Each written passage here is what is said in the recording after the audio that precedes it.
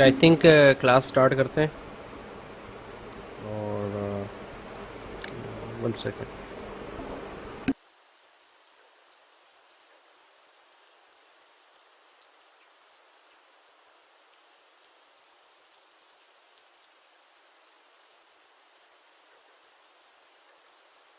ठीक है। अस्सलाम वालेकुम everyone, hope you all doing well. और ये आज हमारे पास माशाल्लाह दो और स्टूडेंट्स हैं, फरहान भाई और अकबर भाई। तो फरहान भाई और अकबर भाई अपना थोड़ा सा अगर आप इंट्रोडक्शन दे दें शॉर्ट सा, I think that would be great. मेरा नाम अकबर आसिम है। मैं अभी करंटली एएस लेवल का स्टूडेंट हूँ। मैंने अभी एएस लेवल के पेपर्स दिए हैं और मेरे सब्जेक्ट्स मैथ्स फिजिक्स और कंप्यूटर साइंस हैं। Okay, thank you. मेरा नाम फरहान है। मैं अभी O2 अभी O2 के पेपर्स दिए, मैं O3 में शिफ्ट हुआ। मैं अभी कंप्यूटर साइंस स्टडी कर रहा हूँ O levels में। ठीक है, माशाल्लाह। अच्छा, और अकबर भाई और फरहान भाई, आप ये बताएंगे कि आपका पाइथन का लेवल क्या है अभी? मतलब अगर आपके इंटरमीडिएट स्टेज पे हो या बिगनर लेवल पे हो। मैं बिगिनर लेवल पे हूँ। मुझे हमारे सिलेबस में सूडो कोड था, तो मुझे सूडो कोड के अंदर बहुत अच्छा आता है। और मैंने थोड़ी सी प्लस प्लस भी सीखी थी पहले। मुझे ये आइडिया कि मैं कर क्या रहा हूँ, कैसे करना है पाइथन के अंदर, ये है मेरे लिए इशू, ये सीखना है। ठीक है। मैं भी बिगनर लेवल पे हूँ। मैंने इतना ज़्यादा अभी पाइथन पे सीखा नहीं है। अभी स्टार्ट ही हुई थी क्लासेस, लेकिन अभी जो O2 के सब्जेक्ट्स थे उन पे ज़्यादा फोकस किया। तो कंप्यूटर क्लासेस नहीं, तो अभी बिल्कुल बिगनर। सही है। अच्छा, और असाइनमेंट आई थिंक आपने करा था, अकबर भाई आपने कर लिया था असाइनमेंट?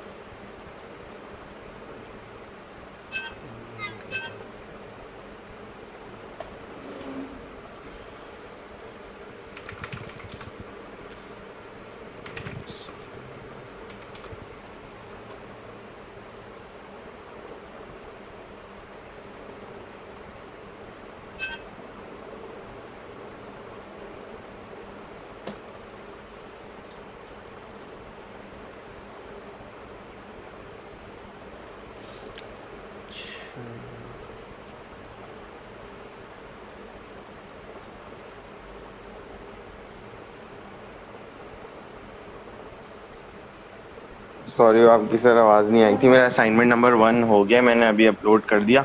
असाइनमेंट 2 मैं क्लास के बाद कंप्लीट कर दूंगा। चलो ठीक है। कोई इशू आया किसी को असाइनमेंट्स में? कोई भी कन्फ्यूजन अभी आप पूछ लें। नहीं, अभी नहीं आया उसके अंदर। असाइनमेंट 1 के अंदर सारा हो गया। चलो, वेरी गुड। और फरहान भाई आपको, आपका भी हो गया? जी मेरा हो गया दोनों, अगर मैं सबमिट भी कर दिया। चलो, वेरी गुड। ठीक है, आपके असाइनमेंट्स इंशाल्लाह इसी वीक में जो है वो मतलब आज या कल में चेक हो जाएंगे। और काइंडली जो बाकी लोग हैं वो भी जिन्होंने नहीं कंप्लीट किया वो कंप्लीट करना असाइनमेंट्स, ठीक है। ओके, तो फिर हम सेशन स्टार्ट करते हैं अपना। Let me share my screen, 1 second.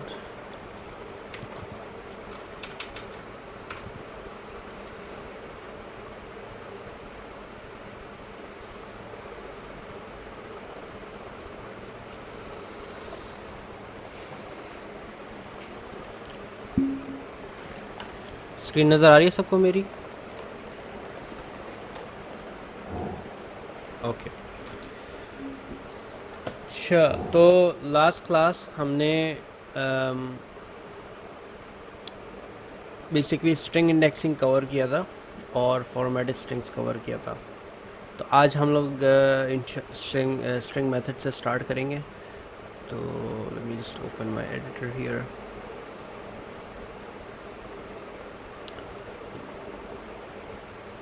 अच्छा, एडिटर्स के हवाले से कुछ स्टूडेंट्स का कंसर्न था।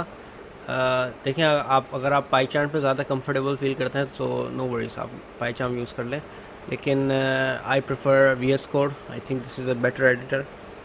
तो वी एस कोड पे करना चाहे तो वी एस कोड कर लें। इट्स अप टू यू, जो भी आपको बेहतर लगे ना, ईजियर लगे। इस पर आप असाइनमेंट्स और वगैरह और कोडिंग प्रॉब्लम सॉल्व कर सकते हैं, ठीक है।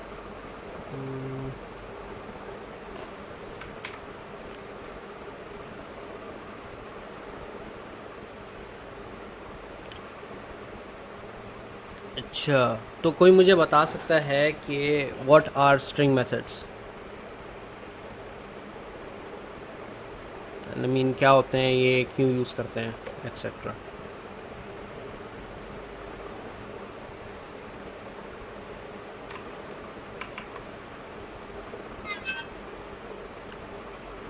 हेलो, मैसेज आया। आवाज़ आ रही है आप लोगों को मेरी?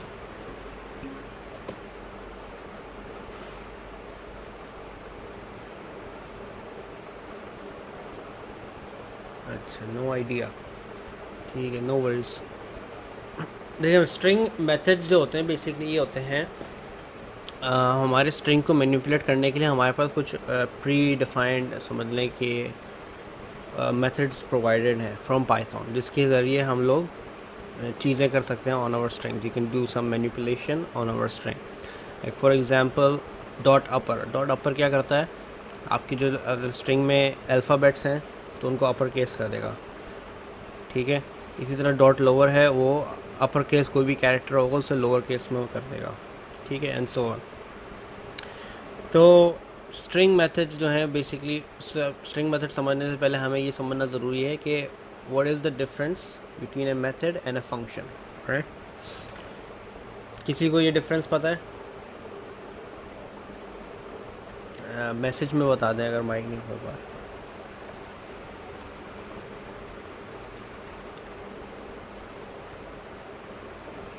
What is the difference between a method and a function?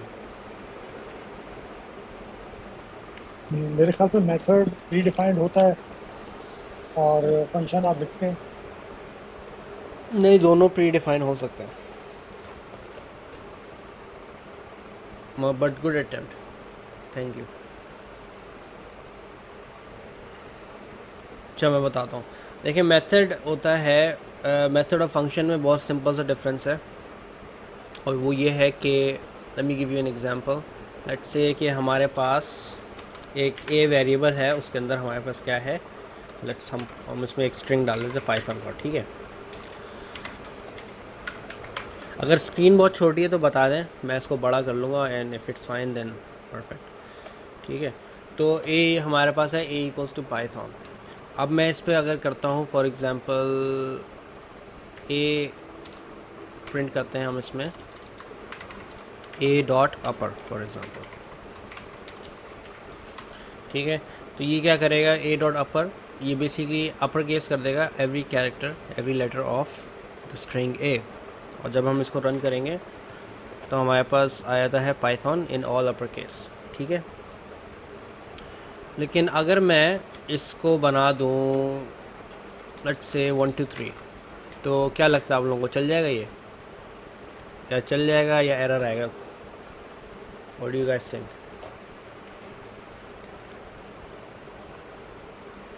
चल जाएगा, लेकिन वो जो ऐसे दिस इज स्ट्रिंग बेसिकली, तो अगर हम इसको अपर नहीं होगा ना, ये this is not alphabetical value जिसके अपर केस में लोअर केस है, तो ये very good, probably 2 3 and 4 print करेगा या एरर दे देगा। बिल्कुल सही कहा आपने। ये चल जाएगा लेकिन ये आउटपुट नहीं देगा कुछ, एंड वो चलता इसलिए चूँकि ये जो है अपर जो है डॉट अपर, ये है बेसिकली आपका एक स्ट्रिंग मेथड है, जिसका मतलब क्या हुआ, इट विल ओनली एक्सेप्ट और you can say work for string values, ठीक है। तो अगर ये 1 2 3 4 है, ठीक है, बज़ाहिर तो ये 2 और 3 और 4 है, they are under numbers, right, but हम देख रहे हैं कि यहाँ पे अपोस्ट्रोफीज़ भी लगी हुई हैं इसके साथ, तो इसका मतलब क्या हुआ कि ये एक स्ट्रिंग है, यानी कि अपर उसको एक्सेप्ट तो कर लेगा, लेकिन ऑब्वियसली चूँकि 2 3 है, नंबर्स हैं, तो वो अपर केस तो हो नहीं सकते, तो कुछ भी आउटपुट नहीं आएगा। तो इफ़ यू रन दिस,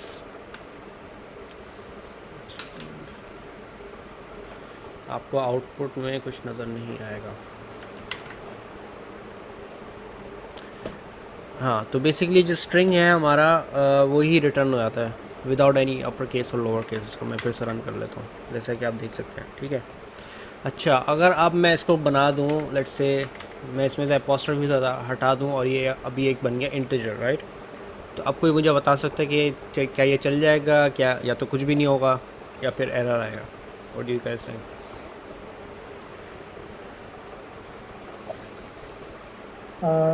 मेरे ख्याल से तो एरर आएगा। वजह ये कि जो प्रिंट की कमांड है वो तो स्ट्रिंग के लिए स्पेसिफिकली है कि अपर केस और लोअर केस करेगा, और क्योंकि 2 और 2 3 4 अब स्ट्रिंग लिया तो उसको एरर शो करेगा। Very good, that is correct. तो इसमें डेफिनेटली एरर आएगा और ये कह रहा है attribute error int object has no attribute upper, यानी कि अपर जो है वो इंटीजर्स के लिए काम नहीं करता, राइट? सो इससे हमने क्या सीखा? हमने ये बेसिकली ये सीखा कि स्ट्रिंग मेथड्स वो होते हैं, वो आपके समझ लें वो टाइप ऑफ फंक्शंस होते हैं, लेकिन ये फंक्शन से डिफरेंट है। ये ऑलमोस्ट लाइक फंक्शंस हैं but they are not functions, क्योंकि फंक्शन जो है ना वो प्रिंट फंक्शन। फॉर एग्जांपल पहले तो आप ये देखोगे कि अब हमारा जो मेथड है इसका सिंटैक्स देखो पहले, फर्स्ट डिफरेंस। इसके सिंटैक्स में आपको नज़र आएगा कि पहले आपका वेरिएबल या डेटा टाइप आ जाता है, फिर डॉट आता है, फिर जो मेथड है उसका नाम आता है, फिर 2 ब्रैकेट्स आते हैं राउंड वाले, ठीक है? और अगर यहाँ पे मैं फॉर एग्जांपल आपको इनपुट की एग्जांपल दूँ, ये फंक्शन है, तो इसमें आप देखते हैं कि आपके पास पहले फंक्शन का नेम आ जाता है और फिर 2 ब्रैकेट्स आते हैं। तो ये क्या हो गया? ये एक फंक्शन हो गया, राइट? तो जिसमें इसका इजी तरीका ये होता है समझ याद रखने का कि अगर उसमें डॉट है तो वो क्या है? मेथड है, और अगर डॉट नहीं है तो वो क्या है? फंक्शन है, right? And the difference is that function में आप कुछ भी डाल दो वो उसको एक्सेप्ट कर लेगा। लाइक फॉर एग्जांपल मैंने यहाँ पे डाल दूँ, अगर इसको हटा देते हैं, मैं प्रिंट के अंदर डाल दूँ 1 2 3, प्रिंट हो जाएगा 1 2 3। मैं इसमें डाल दूँ स्ट्रिंग ABC प्रिंट हो जाएगा। मैं इसमें डाल देता हूँ बूलियन वैल्यू, लेट्स से मैंने ट्रू डाल दिया, ट्रू प्रिंट हो जाएगा। तो आप देख रहे हैं कि कोई भी डेटा टाइप मैं डालता हूँ प्रिंट में वो एक्सेप्ट कर लेता है। That's a function, right? Functions will accept all data types but methods can only accept certain data types, right? तो फंक्शन जो हैं वो हर डेटा टाइप एक्सेप्ट कर लेते हैं, मेथड्स जो हैं वो सर्टेन डेटा टाइप्स को एक्सेप्ट करते हैं, ठीक है? क्लियर हो गया सबको ये? ठीक है, आगे बढ़ते हैं फिर। मुझे भी तो कंफ्यूजन है बताएं। फंक्शन और स्ट्रिंग में कि उनका ये तो डिफरेंस हो गया दोनों का प्राइमरी पर्पस क्या होता है? फंक्शन का प्राइमरी पर्पस क्या है, स्ट्रिंग का मेथड का प्राइमरी फंक्शन क्या है? अच्छा, देखें फंक्शन का हर उनका ना डिफरेंट पर्पस होता है, लेकिन जो मेथड्स है ना उनका पर्पस होता है स्पेसिफिक टू लिस्ट, यानी वो सेम फंक्शन वाले उनका पर्पस होता है। जैसे फंक्शन काम करता है वैसे भी वो काम करते हैं, लेकिन वो स्ट्रिक्टली काम करेंगे एक लेट्स से अगर मैं लिस्ट मेथड्स की बात करूँ तो वो सिर्फ लिस्ट के लिए काम करेंगे। अपेंड हो गया, इंसर्ट हो गया, रिमूव हो गया, ये सिर्फ लिस्ट डेटा टाइप पे काम करेंगे, ये बने ही लिस्ट के लिए हैं, सही है? और लेट्स से कि अगर मैं जैसे प्रिंट एक जनरल चीज़ है ना, इट्स जनरल फंक्शन, ये हर चीज़ मतलब हर डेटा टाइप को प्रिंट कर लेता है, तो ये फंक्शन में आया था कैटेगरी में। और जो स्पेसिफिक हो जाता है ना फिर उनको हम मेथड्स बोलते हैं, समझ रहे हैं? यानी कि उनका सिर्फ काम है, जैसे कि समझ लें प्रेसिडेंट के बॉडीगार्ड्स, एक होता है नॉर्मल बॉडीगार्ड, ये एक नॉर्मल सिक्योरिटी होती है जो कहीं पे भी किसी भी जगह पे किसी भी इदारे में सिक्योरिटी दे सकती है, और एक होती है स्पेशल सिक्योरिटी जो कि प्रेसिडेंट के लिए होती है। तो वो मेथड्स हैं। क्लियर हो गया अम्मा भाई? Yes, clear. ओके, अभी और हम इसको करेंगे ना आगे डिटेल में, तो आपको क्लियर हो जाएगा कि मेथड्स एग्जैक्टली करते क्या है, ठीक है? तो यही डिफरेंस यहाँ पे भी लिखा हुआ है, आप इसको पढ़ सकते हैं। अच्छा, आगे क्या है? अब हमारे पास 2 वेरिएबल्स हैं, first name equals to John, last name equals to Kennedy. John में बेसिकली 2 लेटर्स कैपिटलाइज हैं फर्स्ट, और कैनेडी में कोई भी कैपिटलाइज नहीं है। अच्छा, तो अच्छा एक सवाल है यहाँ पे हमारा भाई, आपको याद होगा कि हमने लास्ट क्लास में डिस्कस किया था कि स्ट्रिंग्स जो होते हैं वो इम्यूटेबल होते हैं, राइट? तो अगर इम्यूटेबल है तो अपर केस जब मैं करता हूँ यहाँ पे, इसको बैक कर लेते हैं, तो अगर मैं इसको अपर केस करता हूँ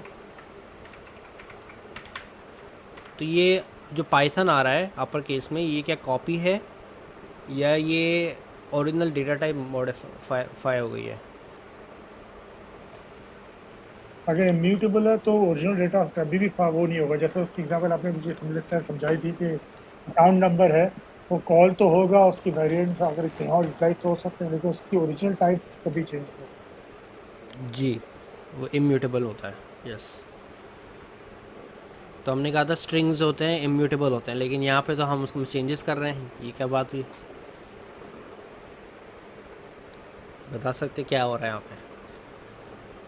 वो बेसिकली ओरिजिनल को ही यूटिलाइज करके मैनिपुलेट किया जा रहा है। जैसे फॉर एग्जांपल अगेन यहाँ पे जो स्ट्रिंग टाइप है, हम उसकी मिसाल ऐसे भी ले सकते हैं कि सेम अकाउंट नंबर हम मुख्तलिफ जगह मुख्तलिफ तरीके से यूटिलाइज कर सकते हैं ना। तो ऐसे कोडिंग भी हो सकती है। अगर उस अकाउंट की कोडिंग आए, जैसे स्टार आ रहा है, हैश नंबर आ रहा है, तो उसको कोड करके डिस्प्ले किया जा सके, तो उस तरह भी होता है। लेकिन ओरिजिनल वैल्यू जो है या ओरिजिनल जो भी चीज़ डिफाइन की गई है, वो original remains intact and can be utilize in different pattern, different in different places. सही है, यानी कि आप कह रहे हैं कि ये कॉपी बन गई है, राइट? ये जो हमारे पास अपर अपर केस में आ रहा है, ये कॉपी आ रही है। यस। हाँ, that's correct.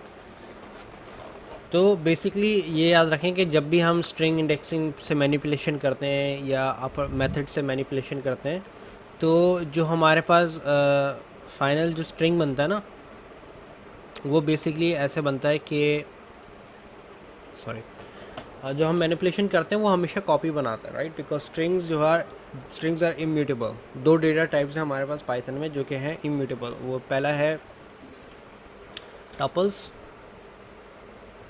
Yellow colour use कर लेते हैं। तो इम्यूटेबल डेटा टाइप्स में आ जाता है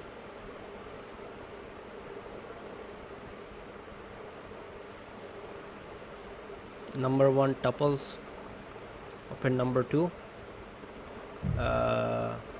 स्ट्रिंग्स।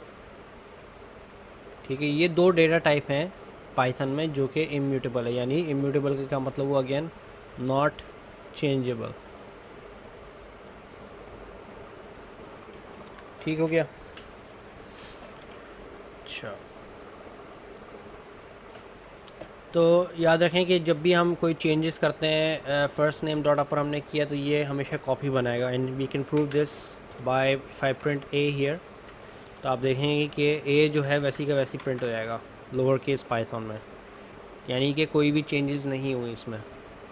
तो ये इसका मतलब ये हुआ कि ये ओरिजिनल मतलब original has not been modified. अच्छा, अगर मैं चाह रहा हूँ कि मेरा जो वेरिएबल है ए, इसी में ही चेंजेस हो जाए, तो फरहान भाई से पूछते हैं। फरहान भाई, अगर मैं चाह रहा हूँ कि मेरा ए वेरिएबल में ही पाइथन अपर केस में आ जाए, कैसे होगा ये?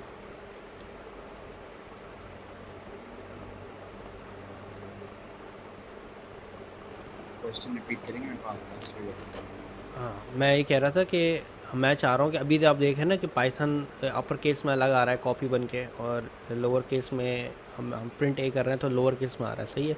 अब मैं चाह रहा हूँ कि पाइथन मतलब प्रिंट ए करूँ मैं और पाइथन अपर केस में आए, ये कैसे होगा?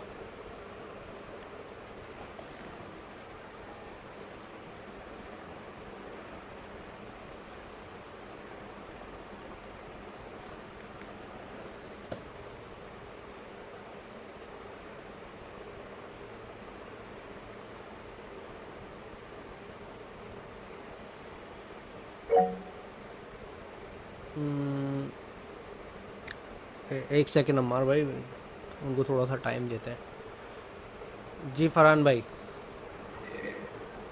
जो इसमें थोड़ा कोई भी मुश्किल हो मसला गया। नहीं है, आप मुझे गलत आंसर भी बता दें भले। Just let me know what do you think. सही गलत आंसर नहीं है इस क्लास में, मैं पहले ही बता दिया था मैंने। इस क्लास में हम लोग ये नहीं देखते कि गलत आंसर है सही आंसर है। We try to better our understanding, right? तो अगर आपको क्या लगता है कि एक तरीके से हो सकता है, आप डेफिनेटली बताएं, and I will let you know if it's wrong and I will correct you and I will improve your understanding. तो आपको क्या लगता है कि क्या व्हाट इज़ द पॉसिबल, मतलब क्या लगता है कि शायद इस तरीके से हो जाए?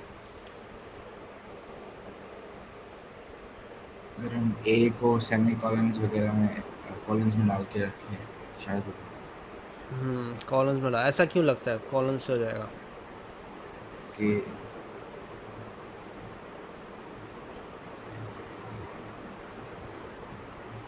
एक रैंडम गैस तक। चलो ठीक है, थैंक यू।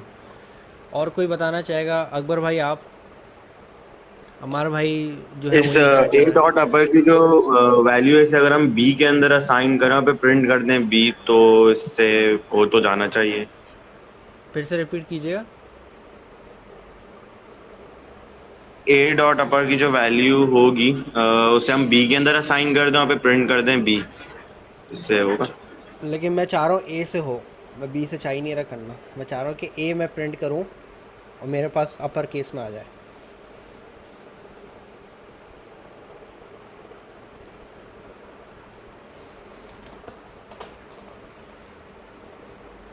अमार भाई आप बताएं। मेरे ध्यान में तो सिंपल लॉजिक ये है कि ए इज इक्वल टू जो पाइथन स्मॉल में लिखा है सबको कैप्स में कर दें, फिर सबको कैपिटल में लिख दें, खत्म। तो वो तो वैल्यू स्टोर कर रहा है कैपिटल वो तो स्मॉल फिर तो। मैन्युअली हो जाएगा ना।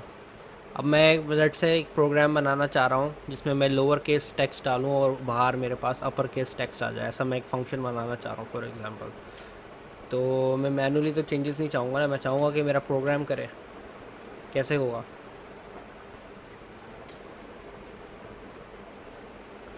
देखिए बहुत सिंपल सा तरीका है। जी अबकर भाई कुछ बताना, कुछ कहना चाह रहे हैं?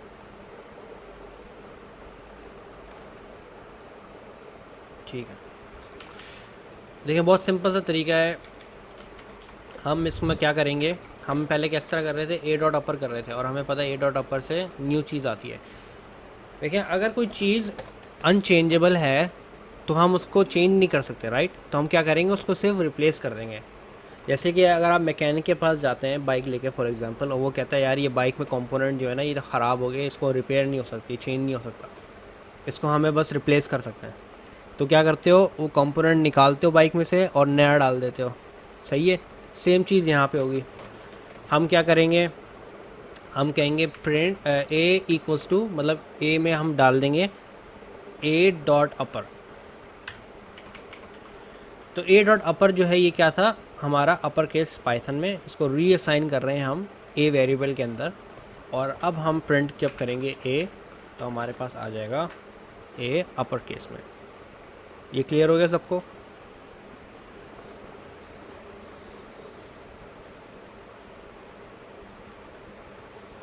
हेलो,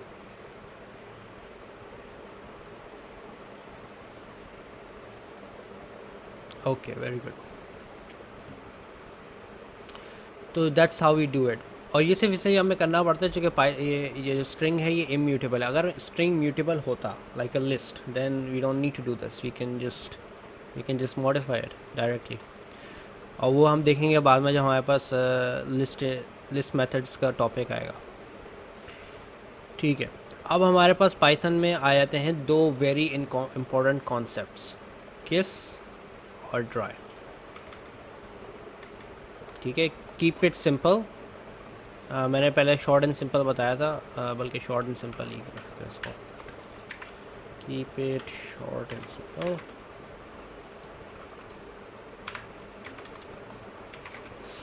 एंड सेकंड हमारे पास जो कॉन्सेप्ट है वो है ड्राई का, डोंट रिपीट योरसेल्फ। कोई बताना चाहेगा what do we mean by KISS and DRY और क्यों ये इम्पोर्टेंट है?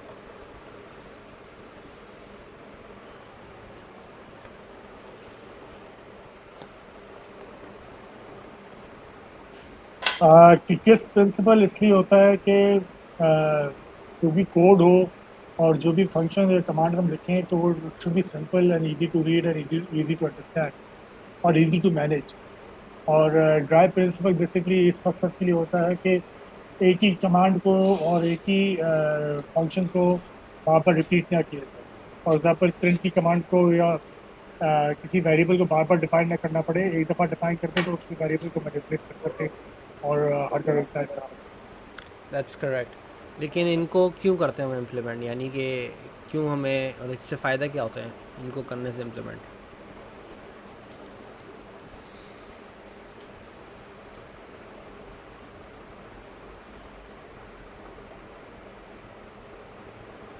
आपने बता वो दिया क्लीन कि, है।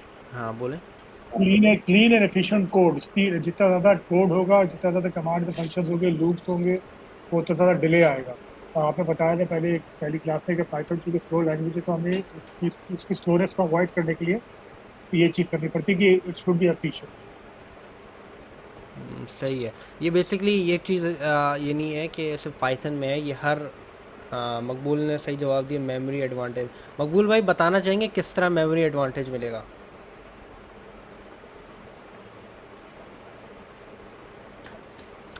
माइक है मेमोरी आप? एडवांटेज देखिए, हम बार बार अगर जैसे एक ही वेरिएबल को बार बार असाइन करेंगे तो वो एक मेमोरी ऑक्यूपाई करता है। लेकिन अगर हम एक दफ़ा ही उसको असाइन करेंगे और यूज़ बार बार करेंगे तो उससे हमारी मेमोरी सेव होगी। वेरी गुड, मेमोरी सेव होती है। गुड। अच्छा, मैं ये कह रहा था कि ये कॉन्सेप्ट सिर्फ पाइथन के लिए नहीं है, ये एवरी प्रोग्रामिंग लैंग्वेज में ये अप्लाई होते हैं, राइट? सी प्लस प्लस ले लें, सी लैंग्वेज ले लें, ये सब पे अप्लाई होते हैं, लेकिन पाइथन पे ज़्यादा अप्लाई इसलिए होते हैं क्योंकि पाइथन स्लो लैंग्वेज है compare to other lower level languages, right? Any question, किसी का कोई भी कन्फ्यूजन हो या कोई चीज़ नहीं समझ आए, फील फ्री टू मैसेज। और याद रखें कि ये क्लास जो है ना, ये एक इंटरेक्टिव क्लास है, ये हम नॉर्मल क्लासेस की तरह नहीं लेके चलेंगे कि सिर्फ मैं बोल रहा हूँ और आप लोग सब सुन रहे हैं। That's not how it's going to go. ठीक है फरहान भाई, अकबर भाई, हम इसको बहुत ही इंटरेक्टिव सेशन रखेंगे। और सेकंड चीज़ ये है कि there are no wrong answers, किसी का कोई भी अगर आंसर गलत भी होता है दैट्स परफेक्टली फाइन। हाँ, हम लोग मिस्टेक्स को इनकरेज करते हैं, यानी ना ही कि उनको हम डिस्करेज करें, ठीक है? ताकि आप अगर आपने मुझे कॉन्सेप्ट्स बताओगे तभी मैं आपको करेक्ट करूँगा ना कि ये नहीं है, ये इस तरह है, ये इस तरह नहीं है, इस तरह है, राइट? तो बिल्कुल भी नहीं घबराएं कि यार मैं गलत आंसर दे दूँगा, मेरी बेइज्जती हो जाएगी, ऐसी कोई बात नहीं है, ठीक है? सब यहाँ पे लर्निंग के लिए आए हैं। जो आपको आंसर सही लगता है आप बताएं, and I will correct you अगर उसमें कोई गलती है, ठीक है? ओके। नेक्स्ट चीज़ हमारे पास है finding characters in a string. तो अगर हमें किसी स्ट्रिंग में कोई कैरेक्टर ढूंढना है तो हम उसके लिए डॉट फाइंड का मेथड यूज़ करते हैं। तो डॉट फाइंड क्या करता है? It will return the first occurrence of this letter. इसमें हम एक लेटर भी सर्च कर सकते हैं, मल्टीपल कैरेक्टर्स भी लिख सकते हैं। तो वो उसका जहाँ पे भी उसको वो पैटर्न फर्स्ट मिल जाएगा वो उसको उसकी पोजीशन रिटर्न कर देगा, राइट? और ये थोड़ा सा इस तरह समझ लें कि एक तरह से लेज़ी एल्गोरिदम समझ लें, राइट? मैं इसकी मिसाल ऐसी देता हूँ जैसे एक लेज़ी पर्सन होता है ना, उसने बस उसको जहाँ मिल गया उसने कहा भाई ये हो गया मेरा काम, आगे की नहीं ढूंढता वो। यानी कि अगर मेरे पास, अगर मैं इसमें कर रहा हूँ सर्च की को, बल्कि मैं इसको एग्जांपल से शो कर देता हूँ ना,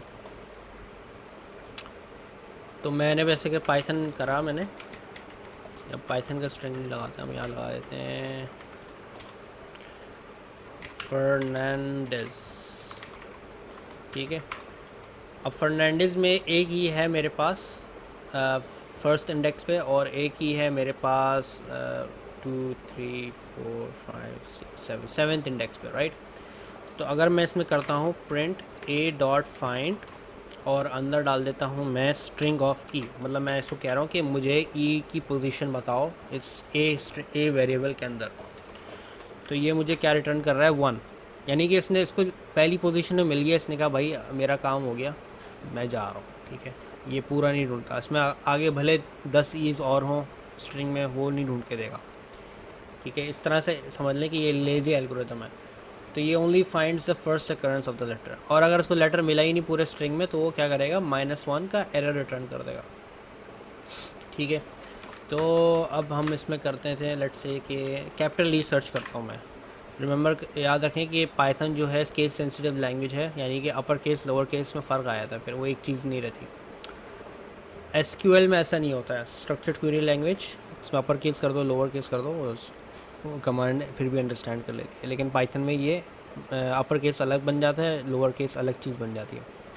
तो if I am doing a dot find capital E, तो इसमें से कैपिटल ई ढूंढेगा और उसको जब मिलेगा ही नहीं तो वो क्या रिटर्न कर देगा? -1, जैसे कि आप देख सकते हैं, ठीक है? अच्छा, रिप्लेसिंग, अच्छा नेक्स्ट मेथड आता है if you want to replace a character in string, तो कैसे रिप्लेस करेंगे?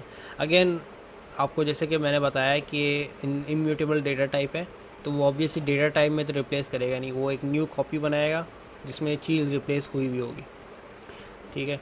तो इसका सिंटैक्स ये होता है, आपने बस वेरिएबल का नाम लिखा जिसमें आप एक्शन परफॉर्म करना चाह रहे हैं, डॉट रिप्लेस डाला, और डॉट रिप्लेस के अंदर दो चीज़ें डालेंगे। पहली चीज़ वो what do you want to replace, comma, और वो चीज़ डाल देंगे जिससे रिप्लेस करना है। लाइक फॉर एग्ज़ाम्पल मैं चाह रहा हूँ कि फ़र्स्ट नेम में मैं रिप्लेस कर दूँ जे ओ को, जे लोअर केस ओ को आर से।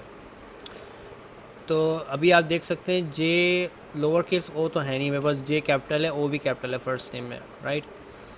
तो अगर मैं इसको रन करता हूँ तो क्या होगा, कोई बता, किसी कैन एनीबडी गेस?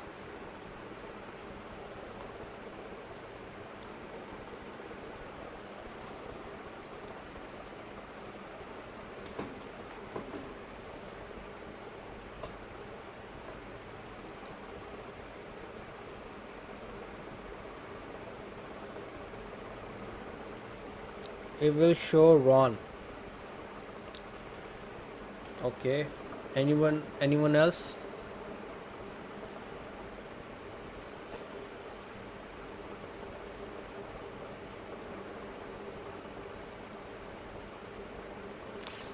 अच्छा, थैंक यू। देखिए ये जे और लोअर केस ओ जो है ना, ये कभी मैच ही नहीं हो पाएगा क्योंकि यहाँ पे कैपिटल ओ है, राइट।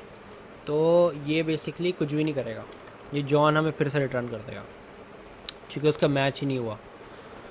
तो अब हम अगर इसको सही करें, मैं इसको कर देता हूँ यहाँ पे लोअर केस ओ को कैपिटल कर देता हूँ, तो अब ये जे कैपिटल ओ बन गया है, जो कि अब मैच हो जाना चाहिए यहाँ पे। तो अगर अब मैं इसको रन करता हूँ तो अब आएगा आर एच एन, जैसे कि मकबूल भाई ने बताया, ठीक है। तो ये अब आर एच एन देगा। तो पहले क्यों नहीं कर पा रहा था, पहले इसलिए नहीं कर पा रहा था क्योंकि लोअर केस ओ था हमारे पास, जो मैच नहीं होता वो। That's what I was saying कि पाइथन जो है बहुत ही एक केस सेंसिटिव लैंग्वेज है।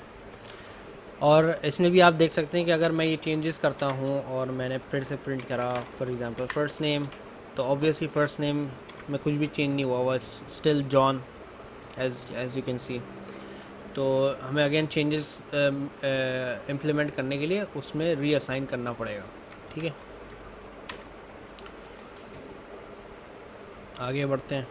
अच्छा, how to check for the existence of characters. अब एग्जिस्टेंस ऑफ अ कैरेक्टर का ईजीएस्ट वे जो है ना चेक करने का, वो है इन स्टेटमेंट से। तो अगर आप मतलब चाह रहे हो कि एल्गोरिदम में एफिशिएंसी आए और मतलब आपको पोजीशन की ज़रूरत ही नहीं, आपको बस ये चेक करना है कि क्या वो कैरेक्टर है मेरे स्ट्रिंग में या नहीं, तो उसके लिए हम यूज़ करते हैं इन स्टेटमेंट। तो इसमें हम लोग बहुत सारी ख्वारी से बच जाते हैं, हमें लूप नहीं लगाना पड़ता, हमें कंडीशंस वगैरह नहीं लगानी पड़ती, हम डायरेक्टली क्या कर सकते हैं, चेक कर सकते हैं एक लाइन के कोड से कि क्या वो है या नहीं है, और अपना काम कर सकते हैं। तो इससे हमारी बहुत सारी टाइम बच जाता है और एफिशिएंसी बढ़ जाती है। तो ये बहुत ही एक यूज़फुल चीज़ है पाइथन में, इन स्टेटमेंट। और ये बूलियन रिटर्न करेगा आंसर में, अगर इसका आंसर होता है ट्रू तो आंसर में ट्रू आ जाएगा और वरना फॉल्स आ जाएगा। तो lower case O string in first name, क्या लोअर केस ओ है मेरे फर्स्ट नेम में?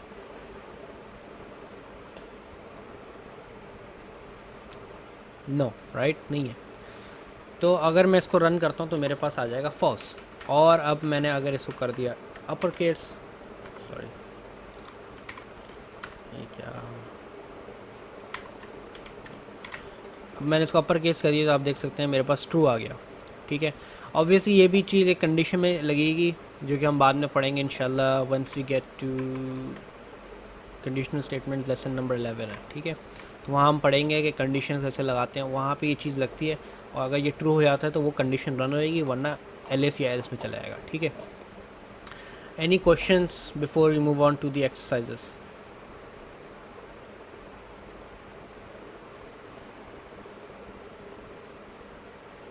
ओके, आई थिंक क्वेश्चंस नहीं है, ठीक है।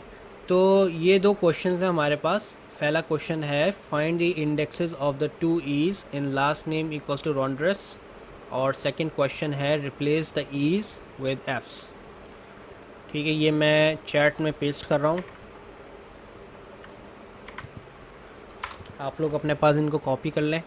और आप लोगों के पास हैं 15 मिनट्स का टाइम दे रहा हूँ मैं, यू हैव 15 मिनट्स, और इस 15 मिनट्स में आप लोग ट्राई करें कि क्वेश्चन सॉल्व हो जाए, देन वी विल मैं आपको सोल्यूशन बता दूँ उसका, ठीक है।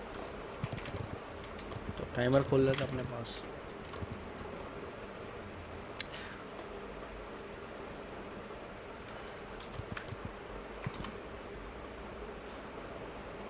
Your time starts now.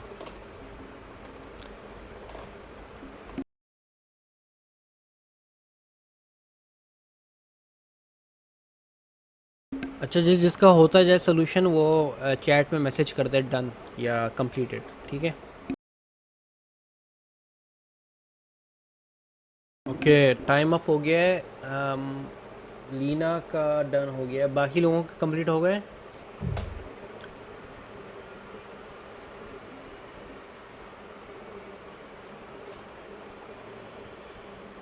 Hello. नहीं, नबी ज्वाइन किया है। अच्छा अच्छा, ठीक है। अम्मार भाई आपका हो गया? मकबूल।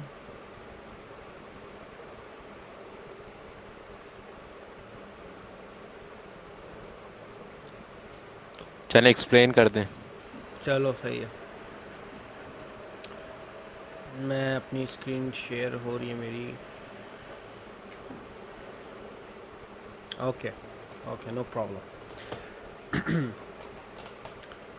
तो अब मैं आपको सोल्यूशन बताता हूँ इसका। पहली प्रॉब्लम से स्टार्ट करते हैं। ओके, ये वाली है।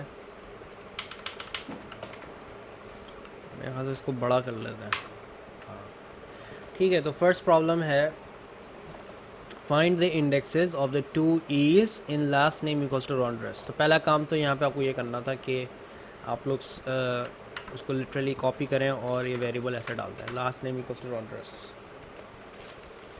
अच्छा, फिर आपने ये करना है कि अब हमें ऑब्वियसली डॉट फाइंड का हमारे पास मेथड था जो कि ओनली फर्स्ट ई देता है, राइट। फर्स्ट ई तो सबका आ ही गया होगा। तो असल मसला आता है सेकंड ई ढूंढने में। तो हम यहाँ पे एक एफ स्ट्रिंग लगा लेते हैं, और एफ स्ट्रिंग हमने कर लिया था, इफ़ आप लोगों को याद हो। उसकी अगर नहीं आप लोगों ने देखा तो उसकी रिकॉर्डिंग देख लें, ये सब इससे पहले वाला टॉपिक था। तो मैं एफ स्ट्रिंग यूज़ करेंगे। एफ स्ट्रिंग में हमने डाल दिया last name dot find E, तो इससे पहला वाला ई आ जाएगा। और यहाँ पे हम डालेंगे, कॉमा लगा देते हैं और हम एक और ई डाल देते हैं, लास्ट नेम डॉट फाइंड। अच्छा, ये सेकंड वाला है ना, ये थोड़ा सा ट्रिकी है क्योंकि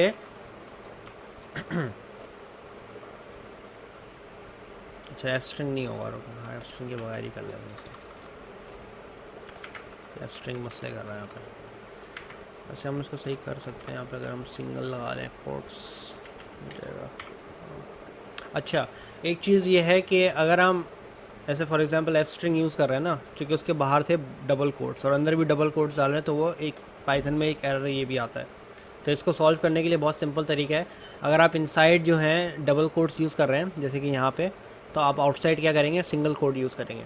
तो इससे क्या होगा, वो एरर रिजॉल्व हो जाएगा। तो अभी मैं चूँकि अंदर डबल कोट्स वाले स्ट्रिंग यूज़ कर रहा हूँ, नहीं काउंटिंग मैन्युअली करने की ज़रूरत नहीं है, इसमें सिर्फ हम डॉट फाइंड करेंगे और यहाँ पे हम कर देंगे ई और एस। ई और एस इसलिए कर रहे हैं क्योंकि अगर आप देखें, मैंने आपको बताया था कि हमें पैटर्न मिल जाता है, राइट। हम ये जो है ना बेसिकली पैटर्न सर्च करता है। तो अगर मैं इसको बोलूँ कि सिर्फ ई नहीं ढूंढो, एक ऐसा पैटर्न ढूंढो जो कि ई और एस दोनों हो, तो वो उसको यहाँ नहीं मिलेगा, वो मिलेगा उसको इधर। और इधर ई एस मिल रहा है और ये स्टार्ट कहाँ पे हो रहा है, सेकंड ई पे। तो ये थोड़ी सी हमें, जब हम प्रोग्रामिंग करते हैं, ये हमें थोड़ी सी ट्रिक्स लगानी पड़ती हैं। थोड़े से हमें जो है ना अपना दिमाग थिंक आउटसाइड ऑफ बॉक्स करना पड़ता है, और तब जाके हम प्रॉब्लम सॉल्व करते हैं, ठीक है। तो इंस्टेड ऑफ ई यहाँ पे आपको ई एस सर्च करना था और इससे आपका सेकंड ई भी आया था। और हम इसको रन करें तो हमारे पास आ गया 4 और 6। तो 4 जो है फर्स्ट ई है, हम काउंट कर लेते हैं 0 1 2 3 4, ये 4 आ गया, और इसके आगे 5 एंड देन 6। ये क्लियर हो गया सबको? यहाँ पे किसी को कन्फ्यूजन, कोई सवाल?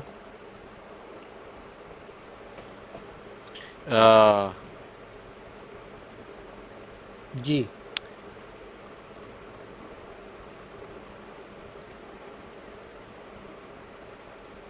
हेलो। ES से कैसे मिला? ES ऐसे मिला, फाइंड मेथड जो है वो पैटर्न सर्च करता है, राइट। तो हमने उसको पहले कहा कि ई का पैटर्न ढूंढो कि यहाँ पे ई आ रहा हो सिर्फ, तो उसने पहला वाला दे दिया, उसने कहा यहाँ पे आ रहा है, it only gives the first occurrence, right. तो जब हमने ई एस सर्च करने को बोला तो ई एस वाला पैटर्न कहाँ पे मिलेगा, उसको यहीं मिलेगा ना, this is the only place where you have an E and an S, right. तो इधर उसको ई एस मिल गया and the starting point of this pattern is the second E which is 6, that's how we get 6 for that one. Clear हो गया? अच्छा, तो starting point लेता है। जी हमारे भाई, मैं ये सोल्यूशन पेस्ट कर देता हूँ चैट स्लैक पे, ताकि आप लोगों के पास एज रेफरेंस रहें। और आपने F स्ट्रिंग क्यों इस्तेमाल किया? एफ स्ट्रिंग इसमें ज़रूरी नहीं था, बट सिंस हमने इसका टॉपिक कवर किया हुआ है, मैंने कहा व्हाई नॉट। तो अब you can do this without an F string as well, और या एफ स्ट्रिंग से कर लो, इट्स अप टू यू। ठीक है, यहाँ पे किसी की कोई और कन्फ्यूजन अगर नहीं है तो बता दें, फिर मैं नेक्स्ट क्वेश्चन में मूव ऑन करता हूँ। यहाँ पे जी। ये तो एक वर्ड है ना, रॉन्ड्रस। अगर इट्स अ बिग स्टेटमेंट और बड़े स्टेटमेंट, बहुत बड़ा स्टेटमेंट हो, या इट्स अ होल पैराग्राफ और होल बुक फॉर एग्जाम्पल, तो हमें नहीं मालूम होगा कि उसमें कितने दफ़ा एक पर्टिकुलर अल्फ़ाबेट इस्तेमाल हुआ है, तो how would be tackle that type of, तो हर दफ़ा उसके तो लिए उसके लिए हमें पूरा लूप्स लगेंगे, और लूप्स के साथ हमारे पास वो लगेगा, मतलब कंडीशंस वगैरह लगेंगे, तो थोड़ा एडवांस हो जाएगा वो। अभी सिंपल एग्जांपल हम इस पे चल रहे हैं, वो होगा, वो बिल्कुल आप सही कह रहे हैं। जब हमारे पास बहुत बड़ा वर्ड आ जाएगा तो हम किस तरह मल्टीपल ईव्स ढूंढेंगे, वो भी क्वेश्चन आगे आएगा, वो भी मैं आपको सिखाऊंगा। ठीक है, उसमें लूप्स लगेंगे, प्रॉब्ली एक फॉर लूप लगेगा, और उसके अंदर कंडीशंस लगेंगी। तो वो पहले हमें दो कॉन्सेप्ट सीखने ज़रूरी है, फिर हम उस टाइप की प्रॉब्लम टैकल कर सकते हैं। तो फॉर नाउ ये एग्जांपल है, तो इसके लिए हम इतना ही कर सकते हैं। क्लियर हो गया हमारे? परफेक्ट। ठीक है, नेक्स्ट क्वेश्चन सॉल्व करते हैं। नेक्स्ट क्वेश्चन में है ईज को एफ़ से रिप्लेस करना। ये तो बहुत इजी सा क्वेश्चन है। ठीक है, अब इसमें क्या करना है, हमें यहाँ पे ईज डाल दिया, सॉरी। तो मुझे सिर्फ ईज को रिप्लेस करना है, तो सिंपली मैं यूज़ कर लूँगा डॉट रिप्लेस का मेथड। मैं कह दूँगा print last name dot replace में आप देखिए खुद ही इसने बता दिया, ओल्ड वाला यहाँ डालो, न्यू वाला यहाँ डाल दो। तो मैं ओल्ड वाले में डाल देता हूँ, मुझे ई को रिप्लेस करना है, और न्यू चीज़ जो मुझे चाहिए, instead of E I want an F, and we run that. और आप देख सकते हैं सारे ईज जो हैं वो एफ़ से रिप्लेस हो चुके हैं रॉन्ड्रेस में। यहाँ पे किसी की कोई कन्फ्यूजन?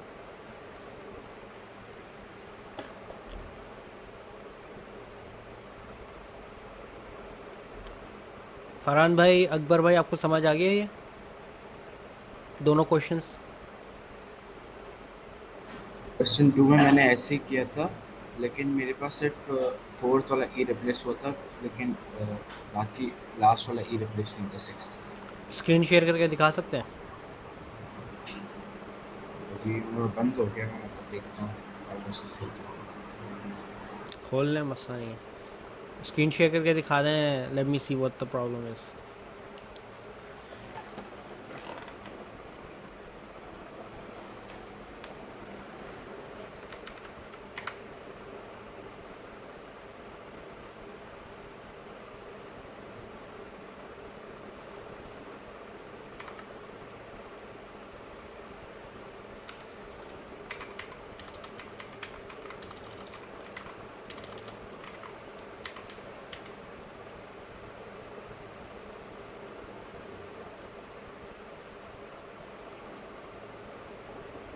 अच्छा, जब तक वो फरहान भाई स्क्रीन शेयर कर रहे हैं, अकबर भाई आपको समझ आ गया?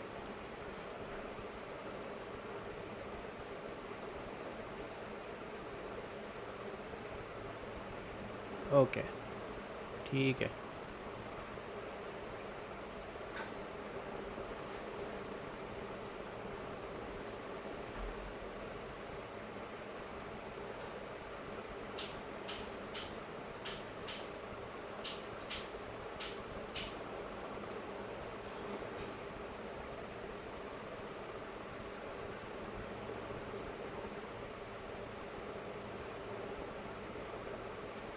फरहान में आपके पास इश्यूज़ आ रहे हैं स्क्रीन शेयर करने में? वो मैं वापस से भी लिख रहा हूँ क्योंकि वो मुझसे बंद हो गई थी वो। बंद हो गया था, इसको ऑटो सेव पे लगा दो ना। पाई चार्ट में नहीं होता ऑटो जी सेव। मैं चेक कर रहा था। स्क्रीन शेयर करके लिख लो, मसला नहीं है। मैं कोई गलती कर रहा हूँ तो मैं बता दूँगा वहीं पे।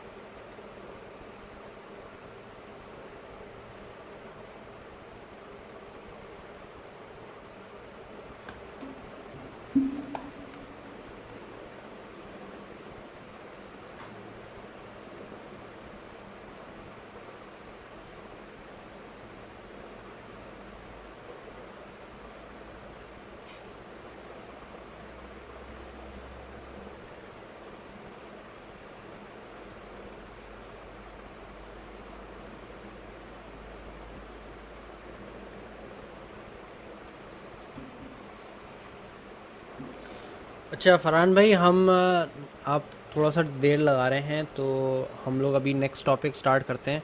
आपका अगर हो जाए तो आप मुझे मैसेज कर दें, फिर I will have a look. Okay right, next start करते हैं।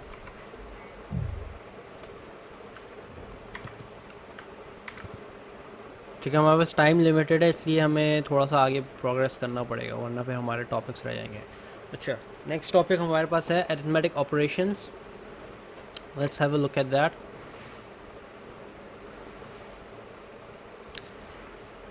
अच्छा, मुझे कोई बता सकता है what does it mean when we say arithmetic operations? Anybody? Mathematic operation, plus minus, multiplication, division.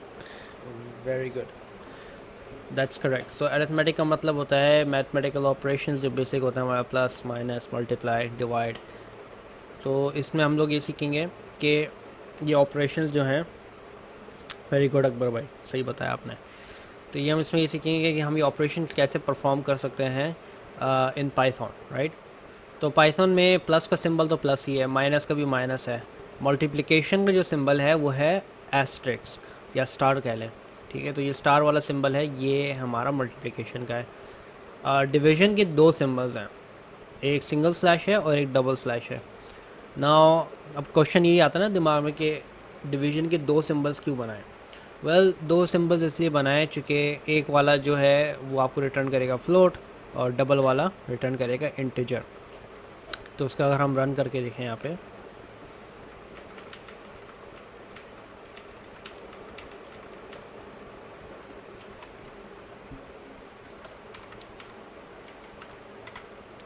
तो आप देख सकते हैं कि फ़र्स्ट वाला जो है हमें एक फ्लोट आंसर देता है और सेकंड वाला इंटीजर देता है। लेकिन मुझे कोई ये बता सकता है कि मेरा एक सवाल है यहाँ पे, ठीक है। अब मैं इस आंसर को, मतलब मैं सेकंड इंटीजर वाला आंसर तो ऐसे भी ला सकता था, मैं इस पे लगा देता अगर मैं इंट फंक्शन, राइट। तो मेरा आंसर तो आ ही जाता इंटीजर में। इसको हम बंद कर देते हैं, मैं डायरेक्ट इंटीजर कर लेता इंट फंक्शन लगा के। ऐसा क्यों किया उन्होंने कि दूसरा एक और सिंबल दे दिया जबकि हमारे पास एक इंट फंक्शन भी था? What do you think could be the reason? कोई बता सकता है?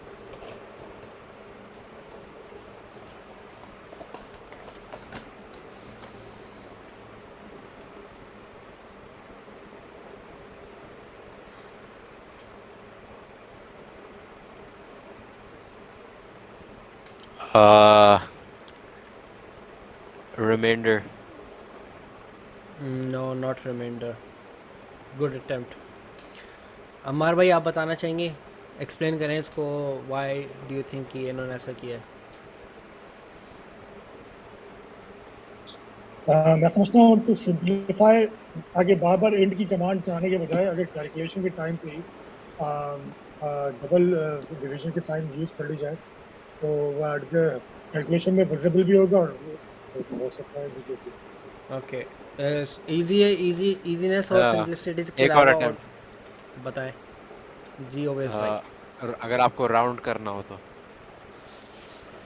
देखो, ये राउंड नहीं कर रहा है, ये बेसिकली क्या कर रहा है, इसने 6 के मतलब पॉइंट के आगे के सारे जो है ना ज़ीरो नंबर्स हटा दिए। राउंडिंग होती तो ये 2 बन जाता। तो this is not rounding. Rounding का अलग फंक्शन है राउंड करके पाइथन में, वो भी हम पढ़ेंगे अभी। नेक्स्ट टॉपिक में, ठीक है। तो इसकी रीज़न बेसिकली ये है कि जैसे अम्मार भाई ने बताया, एक तो सिंप्लिसिटी है, इजी टू यूज़ है। सेकंड रीज़न ये है कि मैंने जैसे पहले बताया था कि जब भी हम फंक्शन कॉल करते हैं वो जाता है, वो 3 स्टेप्स में होता है एटलीस्ट एग्जीक्यूट। तो it's not a simple process. Like अगर मैं मेमोरी कंसिडर कर लूँ इसे, अच्छा ये हमारी कंप्यूटर की मेमोरी है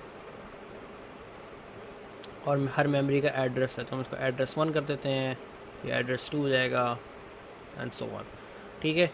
तो जब भी मैं इंट का फंक्शन एग्जीक्यूट करूँगा तो लेट्स से कि इंट का कोड यहाँ पे पड़ा हुआ है एड्रेस 1 पे, तो ये क्या करेगा, पहले ये फंक्शन कॉल बनेगा, ये जाएगा फैच साइकिल पे और ये फैच करेगा ये वाला कोड, ठीक है। इस कोड को लेके एग्जीक्यूट करेगा, वो सेकंड साइकिल होता है एग्जीक्यूट, तो ये सेकंड हो गया। एग्जीक्यूट करके फिर वो करता है रिटर्न रिज़ल्ट। तो एटलीस्ट हर फंक्शन कॉल में ये 3 स्टेप्स तो मिनिमम होते हैं। तो आप ये देख सकते हैं कि ये एक थोड़ा सा स्लो प्रोसेस है, ये मतलब टाइम लगेगा, इसमें फैच होगा, फिर एग्जीक्यूट होगा, फिर रिटर्न होगा, और ये जो ऑपरेशन है ये तो डायरेक्ट हो रहा है। तो ऑब्वियसली सिंस उन्होंने कहा कि यार ये कॉमन ऑपरेशन है और मल्टीपल टाइम्स यूज़ करना पड़ता है, तो और इसको इजी टू यूज़ बनाना है, तो उन्होंने एक एक्स्ट्रा ऐड कर दिया कि आप डबल स्लैश लगा दो, एक स्लैश ऐड कर दो या रिमूव कर दो, तो उसकी इंट से फ्लोट या फ्लोट से इंट वो चेंज हो जाएगा और आपका जो प्रोग्राम है वो भी फास्टर एक्सिक्यूट होगा और मोर एफिशिएंट हो जाएगा, क्योंकि यहाँ पे फंक्शन कॉल नहीं है। तो फंक्शन कॉल्स में ये एक इश्यू रहता है कि वो साइकिल मतलब उनके स्टेप्स बहुत सारे हैं, तो इस वजह से स्लो भी कर सकते हैं प्रोग्राम को, राइट। एज अ प्रोग्रामर हमारी हमेशा कोशिश ये होती है कि हम most efficient and most fastest performing program लिखें। हम अस्यूम ये करते हैं कि हार्डवेयर हमारा मैक्सिमाइज्ड है, तो हमें ऑप्टिमाइजेशन सारी जो है सॉफ्टवेयर में करनी है। तो इस वजह से हम ये छोटे छोटे स्टेप्स लेते हैं जो कि एक बिग डिफरेंस बनाते हैं at the end of the day, ठीक है। तो ये हो गए 2। अच्छा, इसके अलावा है हमारे पास अनदर सिंबल जो कि है परसेंटेज साइन जैसा दिखता है। इसे हम परसेंटेज नहीं कहते, इसे हम कहते हैं मॉड्यूलस। तो इसे परसेंटेज से कंफ्यूज नहीं कीजिएगा, ये कहलाता है modulus and it returns the remainder of division.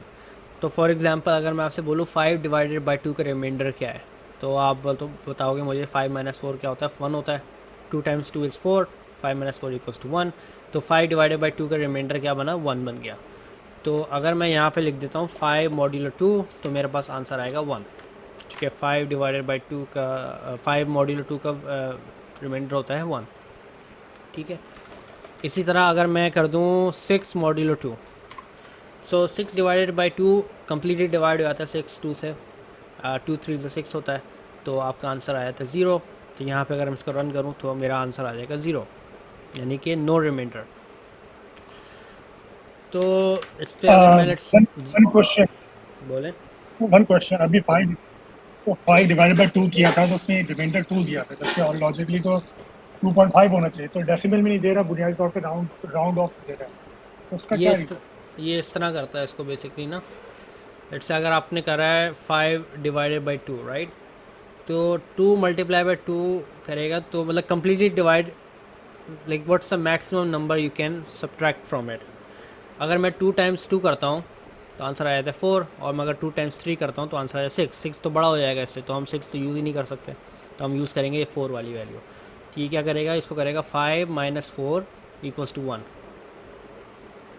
ये बेसिकली रिमाइंडर निकाल रहा है, जो आप बता रहे हैं ना 2.5, वो डिवाइड है, उसमें रिमाइंडर नहीं होता, ठीक है। जो रिमाइंडर वाले ऑपरेशन होते हैं वो इस तरह होते हैं, वो उसमें आप ये देखते हैं कि मैक्सिमम किस नंबर तक जा सकते हैं जो कि इस न्यूमरेटर से छोटा हो, क्योंकि ये न्यूमरेटर है ना, न्यूमरेटर लिख देते हैं यहाँ पे, और ये डिनोमिनेटर है। तो आप ये देखते हैं कि न्यूमरेटर से छोटा नंबर हो और कौन सा मैक्सिमम नंबर है जिस पर हम जा सकते हैं। तो 2 × 3 अगर मैं कर देता हूँ तो 6 बन जाएगा, ये तो ऊपर हो जाएगा 5 से, तो हम 4 यूज़ करेंगे, और हमने 5 - 4 करा तो हमारे पास रिमाइंडर 1 बचता है, ठीक है। इसी तरह अगर 6 डिवाइडेड बाई 2 करें तो यहाँ पे देख लेते हैं 2 × 3 हमें 6 दे रहा है, तो ये ही कम्प्लीटली इसको सब्ट्रैक्ट करके 0 दे देगा, तो हम कर देंगे 6 - 6, आंसर आ गया 0। क्लियर हो गया अम्मार भाई? ओके। ठीक है, आगे बढ़ते हैं। अच्छा, तो इसमें अगर मैं लेट से 4 डालूं, जो भी नंबर, मतलब मैं अगर मॉड्यूलर 4 मॉड्यूलर 2 कर रहा हूँ या 2 मॉड्यूलर 2 कर रहा हूँ तो मेरे पास 0 आ रहा है। अगर मैं 3 मॉड्यूलर 2 कर रहा हूँ या 5 मॉड्यूलर 2 कर रहा हूँ तो मेरे पास 1 आ रहा है। तो कोई मुझे बता सकता है कि इसका हम मतलब अभी आपने देखा कि जब भी मैं इवन मतलब कोई भी ऐसा नंबर रखता हूँ जो कि 2 डिवाइड कर सकता है तो मेरे पास 0 आ जाता है, और ऐसा नंबर रखता हूँ जो कि 2 नहीं डिवाइड कर सकता उसमें 1 आ जाता है। तो इसका कोई आप लोग सोच सकते हैं प्रोग्राम जो हम इससे बना सकें, कोई common programme?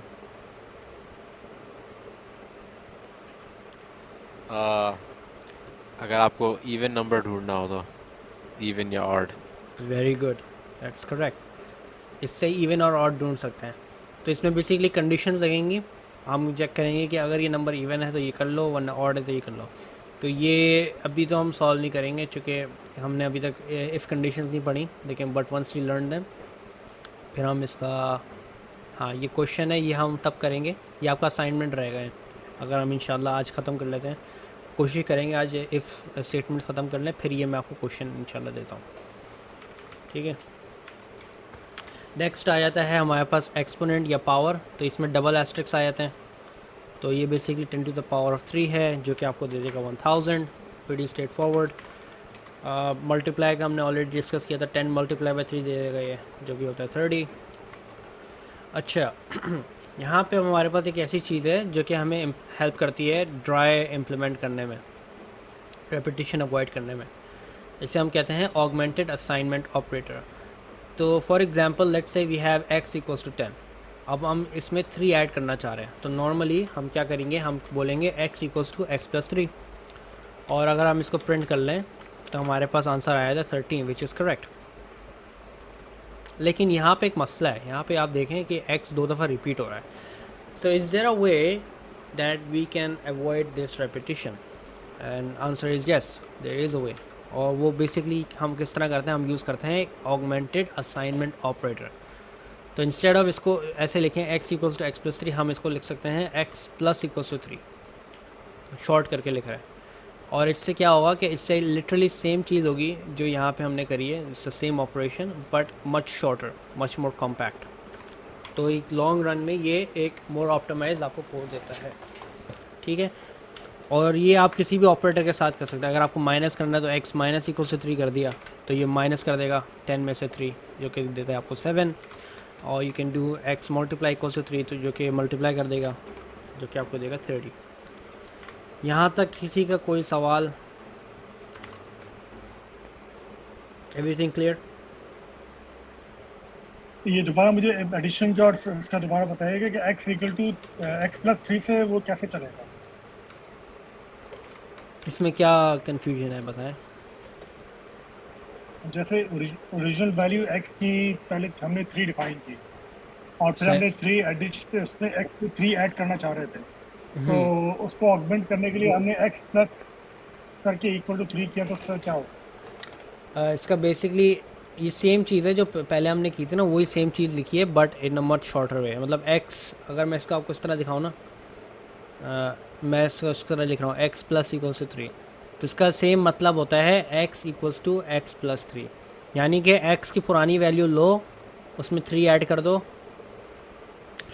And then save the result in x again, ठीक है। x equals to x plus 3 का ये मतलब होता है आपने पुरानी वैल्यू ली x की, उसमें 3 ऐड करा और रिज़ल्ट को सेव कर दिया x के अंदर फिर से। और ये ठीक है, लेकिन वाई वुड बी बता है कि क्या ये x plus is equal to 3 करने के बजाय अगर जैसे हम x equal to x plus 3 ही कर रहे हैं, तो और उस पर x की वैल्यू में मजीद एडिशन सब्ट्रैक्शन भी करना चाहेंगे फ्यूचर में, तो जैसे basically x equal to x plus 3 में रिप्लेस कर रहे हैं हम बेसिकली? नहीं, रिप्लेस नहीं कर रहे, सेम ऑपरेशन है ये। जैसे ये है ना, ये और ये दोनों सेम चीज़ है, कोई फ़र्क नहीं है इनमें। बस फ़र्क इतना है कि यहाँ पे रेपिटेशन नहीं हो रही। हमने इतना डिस्कस किया था ना, ड्राई में रेपिटेशन हमें ख़त्म करनी है, तो हम हर चीज़ में जहाँ पे ख़त्म कर सकते हैं वहाँ पे ख़त्म करते हैं। तो यहाँ पे हमारे पास एक तरीका है रेपिटेशन ख़त्म करने का। ये जो x रिपीट हो रहा है ना, इसको हम ख़त्म कर देते हैं। तो यही सेम चीज़ हम इस तरह लिखेंगे। अब जब भी हमें x equals to x plus 3 करना होगा तो हम x प्लस इक्वल टू 3 कर देंगे, या हमें मतलब हमें x की वैल्यू में कुछ ऐड करना है तो हम x प्लस इक्वल टू 3 कर देंगे, जो भी नंबर है उसको ऐड कर देते हैं, x plus equal to 10 for example, या माइनस करना है तो x minus equal to 3, x minus equal to 5। अभी थोड़ा क्लियर हुआ या अभी भी कन्फ्यूजन है कोई? ओके ठीक है, तो ये बेसिकली सेम ऑपरेशन है दोनों, बस इसकी रेपिटेशन ख़त्म करने के लिए हम ऑगमेंटेड असाइनमेंट ऑपरेटर यूज़ करते हैं। ठीक है, नेक्स्ट टॉपिक पे चलते हैं फिर। नेक्स्ट टॉपिक है हमारा ऑपरेटर प्रेसिडेंस। कोई मुझे बता सकता है what is meant by operator precedence, क्या होती है ये चीज़?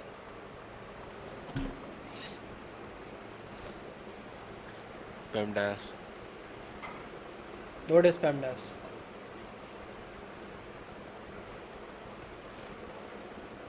Operator precedence. कोई और बताना चाहेगा?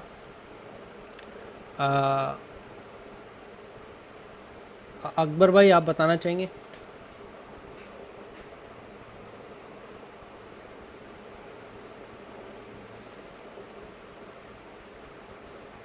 हेलो,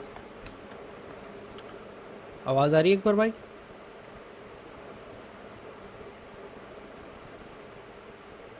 आई थिंक उनका माइक में शायद इशू आ रहा है। कोई और बताना चाहेगा? मकबूल, फरहान?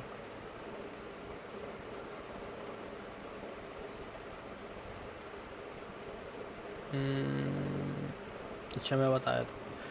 देखिए, ऑपरेटेड प्रेसिडेंस का मतलब यही होता है कि which operator will have more priority over the other operator, यानी कि कौन सा पहले प्रायोरिटी ले लेगा। तो इसमें हमें प्रायोरिटी ऑर्डर पता लग जाता है। इसमें दो सिस्टम्स हैं हमारे पास, एक ब्रिटिश सिस्टम है जो कि पूरा वर्ल्ड फॉलो करता है मोस्टली, जिसे हम कहते हैं बॉड मैस, और एक वो सिस्टम है जो अमेरिकन फॉलो करते हैं। अब अमेरिकन का मसला क्या है कि उनको भाई हर चीज़ अपनी अलग चाहिए होती है। हम लोग पूरी दुनिया किलोमीटर्स पे चलती है, उनको चाहिए माइल्स। पूरी दुनिया जो है उनको सेल्सियस में टेम्परेचर चेक करते हैं Stop throwing अमेरिकन। shade. हाँ सॉरी अगर आप ऑफेंड हुए हो, लेकिन ये अमेरिकन ये काम करते हैं उनको हर चीज़ अपनी अलग चाहिए होती है। तो उन्होंने कहा कि भाई हम मॉड मैच नहीं फॉलो करेंगे, हम अपना बनाएंगे। उन्होंने पेमडास बना लिया, ठीक है। तो पेमडास में देख लीजिए हमारा क्या होता है। बेहतर है। अच्छा ठीक है। तो पेमडास में बेसिकली क्या होता है, हम क्या आता है parenthesis, exponents, multiplication, division, addition और सब्ट्रैक्शन, राइट। पेरेंथेसिस का मतलब होता है ब्रैकेट्स। तो पहले आप ब्रैकेट सॉल्व करते हैं, फिर एक्सपोनेंट्स सॉल्व करते हैं सारे, फिर मल्टीप्लिकेशन, फिर डिवीजन, फिर एडिशन और लास्ट में सब्ट्रैक्शन। बॉड मैथ सिस्टम में क्या होता है, आपने ब्रैकेट सॉल्व किए, फिर ऑफ पावर यानी पावर सॉल्व की, फिर डिवीजन करा, फिर मल्टीप्लिकेशन करा। कौन सा प्रोग्राम की बात कर रहे हैं अकबर भाई? समझा नहीं आपका सवाल में। जो आपने बनाया है, मैंने तो अभी कोई प्रोग्राम नहीं बनाया। अगर माइक खोल सकते तो माइक खोल के बता दें। वो शायद इक्वेशंस की बात कर रहे हैं, लाइन 11, 13, 15 और 17 में। ये अच्छा मैं इसका बता रहा हूँ। ओके समझ गया, ठीक है। देखें, ये बेसिकली हम चाहे आप बॉड मैथ यूज़ करो या आप पेमडास यूज़ करो, एंड में जो है ना दोनों का आंसर सेम ही आता है। अगर ऐसा होता ना कि बॉड मैथ का अलग आंसर आ रहा होता, पेमडास का अलग आंसर आ रहा होता, दुनिया में ना तबाही मची होती। चूँकि अमेरिकन जो हैं वो अलग अलग उनकी कैलकुलेशन हो रही थी, पूरी स्टॉक मार्केट का जो है ना बेड़ा गर्क हो जाता। तो ऑब्वियसली सिंस हर कैलकुलेशन हमें सबकी बराबर चाहिए, वर्ल्ड वाइड एक यूनिवर्सल सिस्टम बनाना है, तो चाहे पेमडास यूज़ करो या बॉड मैथ यूज़ करो, आंसर एंड में सेम ही आता है। दोनों से आप भले ट्राई करके देख लेना। अच्छा ठीक है, तो ओवैस भाई आप ही बताएं कि एक्स का आंसर क्या होगा अगर मैं प्रिंट एक्स करूं? 28। Very good. अमर भाई आप बताएं कि प्रिंट जेड करूंगा तो क्या आंसर आएगा?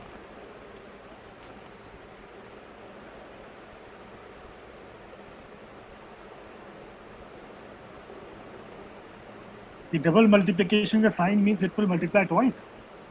नहीं, मीन्स एक्सपोनेंट पावर है 2 to the power 3 यानी कि 28 18 आ रहा है इसका। अच्छा इस वाले में क्या है? और 18 हाँ ये क्लियर हो गया या समझाने की ज़रूरत है?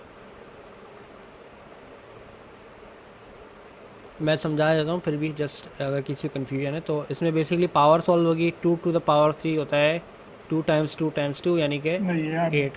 भाई एक्सपेरिमेंट पे कंफ्यूजन थी। हाँ तो बेसिकली 2 टू द पावर 3 देता है, या अगर हम इसको इस तरह लिख लें 2 डबल स्टार 3, सॉरी 3 तो ऐसा आया ना। हाँ तो इसका मतलब बेसिकली होता है 2 मल्टीप्लाई बाय 2 मल्टीप्लाई बाय 2, जो कि आंसर देगा आपको 8। ठीक है तो पहले ये सॉल्व होगा, चूँकि जैसे हम बॉड मैथ्स पे स्टिक करेंगे, चूँकि ज़्यादातर लोग बॉड मैथ्स बेहतर अंडरस्टैंड करते हैं। तो हमने ब्रैकेट्स तो है नहीं हमारे पास, हमने पावर सॉल्व कर ली। पावर के बाद हमारे पास डिवीजन नहीं है, मल्टीप्लिकेशन नहीं है, एडिशन है, तो हम एडिशन करेंगे तो जो कि 10 हो जाएगा। तो 8 में फिर 10 ऐड किया तो आंसर आ गया 18। सही है, इस तरह है। लेकिन जैसे ये बॉड मास, जैसे हम लोग नॉर्मली जो पढ़ रहे होते हैं, नॉर्मली मैथमेटिक्स जो पढ़ रहे होते हैं, तो we are always following BODMAS, क्योंकि हम लोग ठीक है ऑलवेज मल्टीप्लिकेशन पहले सॉल्व होती है, ब्रैकेट पहले सॉल्व होता है। बिल्कुल। तो ये सिर्फ अमेरिकन का सिस्टम है, मैं यही तो बताना चाह रहा था आपको। ये पेमडैस जो है ना, ये सिर्फ अमेरिकन फॉलो करते हैं, रेस्ट ऑफ द वर्ल्ड सब बॉड मैथ्स फॉलो करते हैं। इनका बस इनको है कि इनको जो है ना हर चीज़ अलग करनी होती है। तो ये पहले मल्टीप्लिकेशन करेंगे फिर डिवीजन करेंगे, लेकिन उससे आंसर में कोई फ़र्क नहीं आता। आप मल्टीप्लिकेशन पहले करो और डिवीजन बाद में करो, या डिवीजन पहले करो या मल्टीप्लिकेशन बाद में करो, तो इससे कोई फ़र्क नहीं आएगा आंसर में, सेम आंसर आएगा। मैं पेमडैस से भी करके दिखा देता हूँ। आपने पेमडैस किया तो पेमडैस से पहले एक्सपोनेंट्स आया, जो कि आंसर आपको दे देगा क्या 8। फिर 8 के बाद, वैसे इसमें मल्टीप्लिकेशन है नहीं, लेकिन एक चीज़ मैं ऐड करना चाह रहा हूँ इसमें। बताएं। हम फॉलो करते हैं पेमडैस। अगर डिवीजन और मल्टीप्लिकेशन आए आपकी इक्वेशन में तो आप लेफ़्ट टू राइट जाएंगे। अच्छा फिर आप ये नहीं देखेंगे कि डिवीजन है या एडिशन है, मल्टीप्लिकेशन। तो मतलब दोनों की एक ही प्रेसिडेंस है। अच्छा ऐसा है। हाँ। और अगर नहीं है फिर तो एक साथ? क्या मतलब? दोनों एक साथ नहीं है फिर क्या करेंगे? अच्छा, मैं कह रहा हूँ कि अगर एक इक्वेशन में दोनों आते हैं, मल्टीप्लिकेशन और डिवीजन, तो लेफ़्ट टू राइट जाएंगे, जो पहले आता है उसको पहले करेंगे। अच्छा सही है, ठीक है। तो in a sense basically same answer आ रहा है ना। तो we will stick with BODMAS because that is the easier one to understand, और उसके हिसाब से जो है ये हमारे पास आंसर आता है। नेक्स्ट वाले मूव करते हैं। ए जो है, एक आंसर कौन बता सकता है? मकबूल आप बताएं।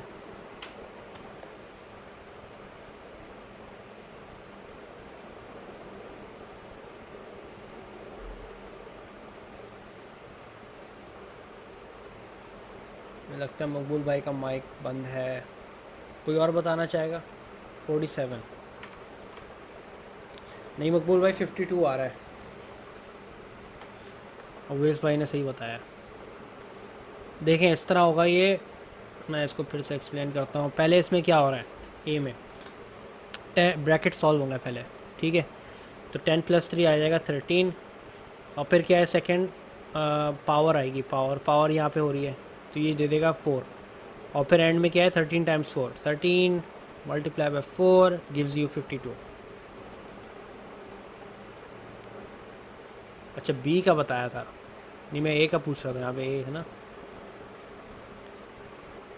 अच्छा बी का आप बता रहे हैं 47, ठीक है। और कोई बताना चाहेगा बी का, फिर हम फाइनल आंसर देखते हैं।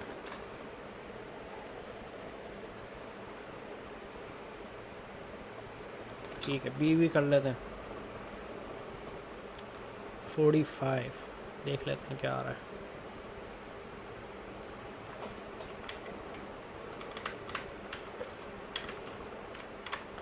$47 आ रहा है। 37 35 भी नहीं आएगा। अच्छा भाई देखें बी का क्या है, सिंपल पहले क्या चीज़ हो रही है बी में, उसको ऊपर कर लेते हैं। हाँ, तो बी में हमारे पास पहले कहाँ है, ब्रैकेट सॉल्व होंगे क्योंकि ब्रैकेट्स आ रहा है। तो 2 + 3 गिव्स यू 5, तो 5 आ जाएगा। फिर चीज़ की सेकंड चीज़ क्या होगी, ब्रैकेट्स के बाद पावर है, पावर नहीं है कोई भी, तो ये नहीं करेंगे। डिवीज़न है, डिवीज़न नहीं है। मल्टीप्लिकेशन है, यस मल्टीप्लिकेशन है, तो हम उसको मल्टीप्लाई कर देंगे 10 से। तो हमारा आंसर ये बन रहा है, पहले 5 आया, फिर मल्टीप्लाई बाय 10 होगा, ये देगा 50। तो ये भी हो गया हमारे पास। माइनस रह गया एंड में, तो ऑब्वियसली माइनस ही करेंगे, तो -3 हो जाएगा, गिव्स यू 47। ठीक है, सबको क्लियर हो गया ये? यस दे दें आंसर अगर क्लियर हो गया तो चैट में। Alright, good.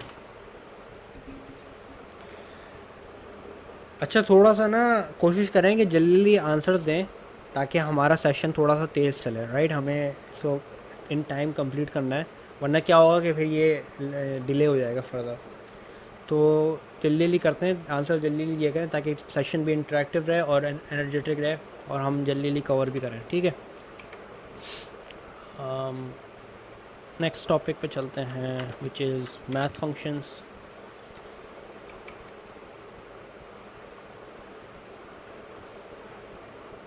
आई थिंक इंशाल्लाह आज हम इंटरमीडिएट सेक्शन भी स्टार्ट कर ही लेंगे इंशाल्लाह, ठीक है? ओके, मैथ फंक्शंस बेसिकली क्या होते हैं हमारे पास पाइथन में 3 टाइप्स ऑफ फंक्शंस हैं। अमर भाई आप बताना चाहेंगे कौन से 3 टाइप्स के फंक्शंस हमारे पास? अमर भाई आपसे मैं ज़्यादा इसलिए पूछता हूँ क्योंकि आपके थोड़ी सी अंडरस्टैंडिंग इम्प्रूव हो जाए, ठीक है? और आपके मतलब एक तरह से आपके बताने का अंदाज़ भी अच्छा है तो लोगों को क्लियर भी हो जाता है, ठीक है? तो ये नहीं समझिएगा कि मैं आपको डायरेक्ट पिक कर रहा हूँ बार बार, नहीं, कोई मसला नहीं है। ठीक है? फंक्शन की टाइप वैसे तो मुझे नहीं पता, अगली पड़ी है। लेकिन वो डाटा टाइप्स होता है ना, चले कोई इशू नहीं, मैं बता देता हूँ। बेसिकली 3 टाइप्स ऑफ हैं हमारे पास फंक्शंस। पहला है बिल्ट इन फंक्शन जो कि पाइथन में प्री बिल्ट आता है, यानी कि उसके लिए ना ही आपको कोई चीज़ इंपोर्ट करने की ज़रूरत है, ना ही कोई लाइब्रेरी इंस्टॉल करने की ज़रूरत है, कुछ भी नहीं। ये बिल्ट इन होता है, यानी कि ऑलरेडी पैकेज में आया। जैसे लैपटॉप के अंदर बिल्ट इन माइक्रोफोन आता है ना, तो वो हमें माइक्रोफोन एक्सटर्नल लगाने की ज़रूरत नहीं पड़ती, वो अंदर होता है उसके, आपने बस डायरेक्ट यूज़ कर लिया। सेम कॉन्सेप्ट है। तो जो भी चीज़ बिल्ट इन होगी ना वो पैकेज के साथ ही आती है। अगर आपने पाइथन इंस्टॉल करा तो वो आपको ऑलरेडी मिलेगी। सेकंड आया थी हमारे पास चीज़ इम्पोर्टेड फंक्शंस, जो कि ऑल्सो मेथड्स होते हैं, वो भी हम देखेंगे कि हाउ आर द मेथड्स। फिर थर्ड टाइप ऑफ फंक्शन है हमारे पास जो कि वो फंक्शंस हैं जो कि हम खुद बनाते हैं, अपने कस्टम फंक्शन हम बना सकते हैं पाइथन में। मैं अपना चाहूँ तो अपना एक प्रिंट फंक्शन बना लूँ, मैं चाहूँ तो अपना एक इनपुट फंक्शन बना लूँ, आई कैन डू दैट, मुझे पाइथन ये एबिलिटी देता है। तो दैट्स द थर्ड टाइप। अगर एक फंक्शन बिलोंग करता है किसी डेटा टाइप ऑफ क्लास या लाइब्रेरी को, उसको भी हम मेथड बोलेंगे, ठीक है? तो ये चीज़ें जो हैं थोड़ा सा दिमाग में रखें। और बिल्ट इन फंक्शन की कुछ एग्जांपल्स ले लेते हैं, जैसे कि इंट फंक्शन हो गया, या फ्लोट हो गया, या str फंक्शन हो गया, या बूल हो गया, या प्रिंट हो गया, या इनपुट हो गया। These are all built in function, ये पाइथन के साथ इंक्लूडेड आते हैं, तो आप इनको बस डायरेक्टली यूज़ कर सकते हैं। अच्छा, इसी तरह हमारे पास मैथ में भी 2 टाइप ऑफ फंक्शन हैं, एक बिल्ट इन फंक्शन है और एक है इम्पोर्टेड फंक्शन। जो मैथ की कोई भी 12 कुछ लाइब्रेरीज हैं मैथ की फेमस पाइथन में, उनमें से कोई भी आप लाइब्रेरी इंपोर्ट करें तो उनके फंक्शन आप यूज़ कर सकते हैं, वो मेथड्स की तरह यूज़ होंगे क्योंकि वो पाइथन में बिलोंग नहीं करते, वो लाइब्रेरीज पे डिपेंड करते हैं, तो उस लाइब्रेरी से आपको यूज़ करना पड़ता है, ठीक है? तो पहले हम देख लेते हैं 2 examples built in math functions के। तो पहला उसमें फंक्शन हमारे पास आया था राउंड का फंक्शन। अच्छा, ये जो राउंडिंग है ना, ये वो राउंडिंग नहीं है, it's a little bit different from the traditional rounding we do in school. तो ये कहलाती है बैंकर्स राउंडिंग। तो इसमें बेसिकली होता क्या है, लेट्स से कि मैंने डाल दिया यहाँ पे 20.5, ठीक है? तो मैंने इसमें डाल दिया 20.5 x के लिए, और अगर मैं नॉर्मल राउंडिंग करूँ तो ये 21 आंसर आना चाहिए, लेकिन इसको जब हम रन करते हैं तो हमारे पास आंसर आ जाता है 20.5 का आंसर 20 आ रहा है राउंड करके। ऐसा क्यों है? वाल इसका रीज़न ये है कि बैंकर्स राउंडिंग देखता है कि 20.5 को कंसिडर नहीं करता कि ये इस पर राउंड हो, वो कहता है कि इसके ऊपर थोड़ा सा और होना चाहिए। यानी अगर मैं इसके ऊपर ऐसा भी कर दूँ ना 001, तो अब ये 21 दे देगा। तो ये बेसिकली स्मॉल एक छोटा सा डिफरेंस है नॉर्मल और बैंकर्स राउंडिंग में। नॉर्मल राउंडिंग में 25 पॉइंट को वो राउंड अप कर देते हैं 21 में। बैंकर्स राउंडिंग में होता है 20.5 को नहीं करेंगे, 20.5 से थोड़ी सी ऊपर होनी चाहिए वैल्यू। हालांकि even if it's a little bit, like इतना सा ज़रा सा भी फ़र्क ऊपर, थोड़ा सा भी ऊपर होना 20.5 से, तो उसको राउंड करेगा वो। ठीक है। और इसमें सेकंड चीज़ ये रहती है, लेट से आपके पास इतना बड़ा नंबर है, अब मैं चाह रहा हूँ कि मेरी वैल्यू जो है राउंड हो जाए 1 2 3 4, मैं चाह रहा हूँ 4 डेसिमल प्लेसेस पर राउंड हो जाए, यानी कि ये 4 जो है राउंड हो जाए 5 पे। तो उसको मैं बेसिकली 4 लिख दूँगा यहाँ पे, तो ये राउंडिंग कर देगा ऑन 4 डेसिमल प्लेसेस। ठीक है। इसको अगर मैं 2 चेंज करता तो ये सिर्फ 2 डेसिमल प्लेसेस पर राउंड करेगा, यानी 20.53 आ जाएगा। क्लियर हो गया? ये राउंड फंक्शन हमेशा वो बैंकर्स राउंडिंग करेगा, हमेशा। यस, ये बिल्ट इन है और बेसिकली। बैंकर्स राउंडिंग वो है कि इवन नंबर तक जाता है वो। नहीं, बैंकर्स राउंडिंग में बस ये है कि अगर आपके पास 0.5 है ना, तो 0.5 से value should be a little bit above 0.5। Like 0.5 is not considered something that you can round on, even if it's like अच्छा, तो 0.5001 it will round it, but if it's only 0.5 then it will not round it. सही है? तो अगर आपके पास number है 21.5 तो उसका नहीं, क्या आउटपुट होएगा? 21 आ जाएगा, देख लेते हैं इसको। अगर मैं कर देता हूँ 21.5,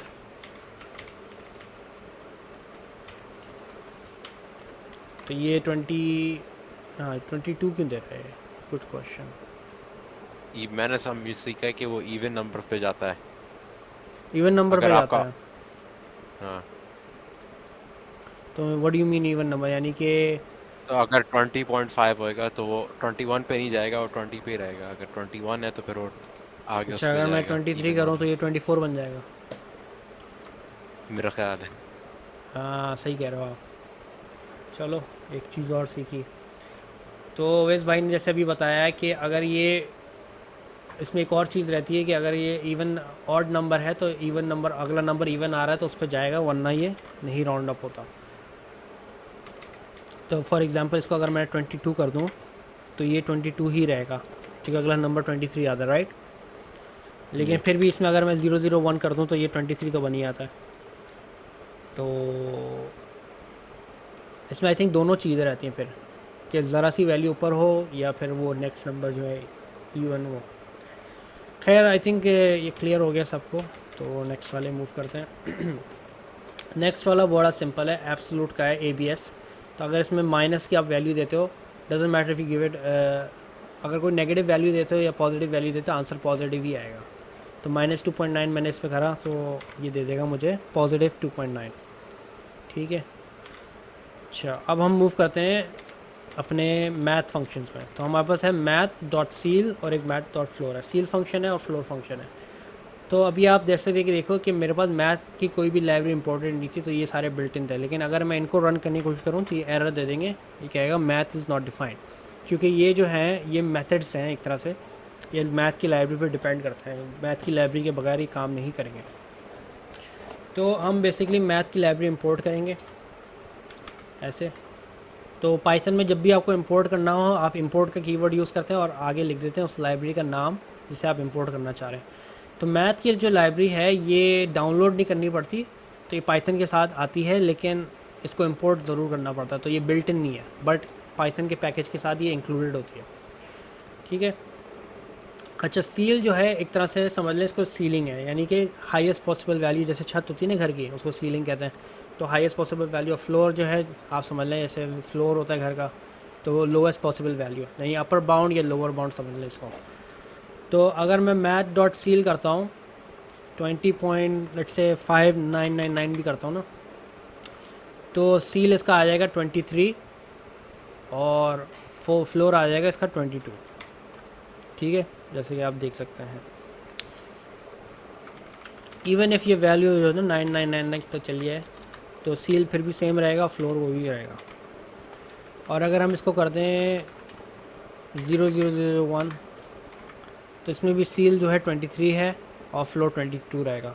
यानी कि ज़रा से भी 22 से ऊपर गई वैल्यू तो सील 23 बन जाता है, फ्लोर 22 आता है। और अगर हम सिर्फ इसको ऐसे रख दें 22 तो ऑब्वियसली दोनों बराबर आएंगे, क्योंकि इसमें कोई सील और फ्लोर का रह नहीं जाता गुंजाइश। ठीक है, हाँ भाई, यानी कि हम एक्स के अंदर ही सील एंड फ्लोर निकाल रहे हैं, जिसके अंदर यानी कि जो वेरिएबल एक्स के अंदर ही सील और फ्लोर निकाल रहे हैं। जी वेरिएबल एक्स का ही सील और फ्लोर निकाल रहे हैं।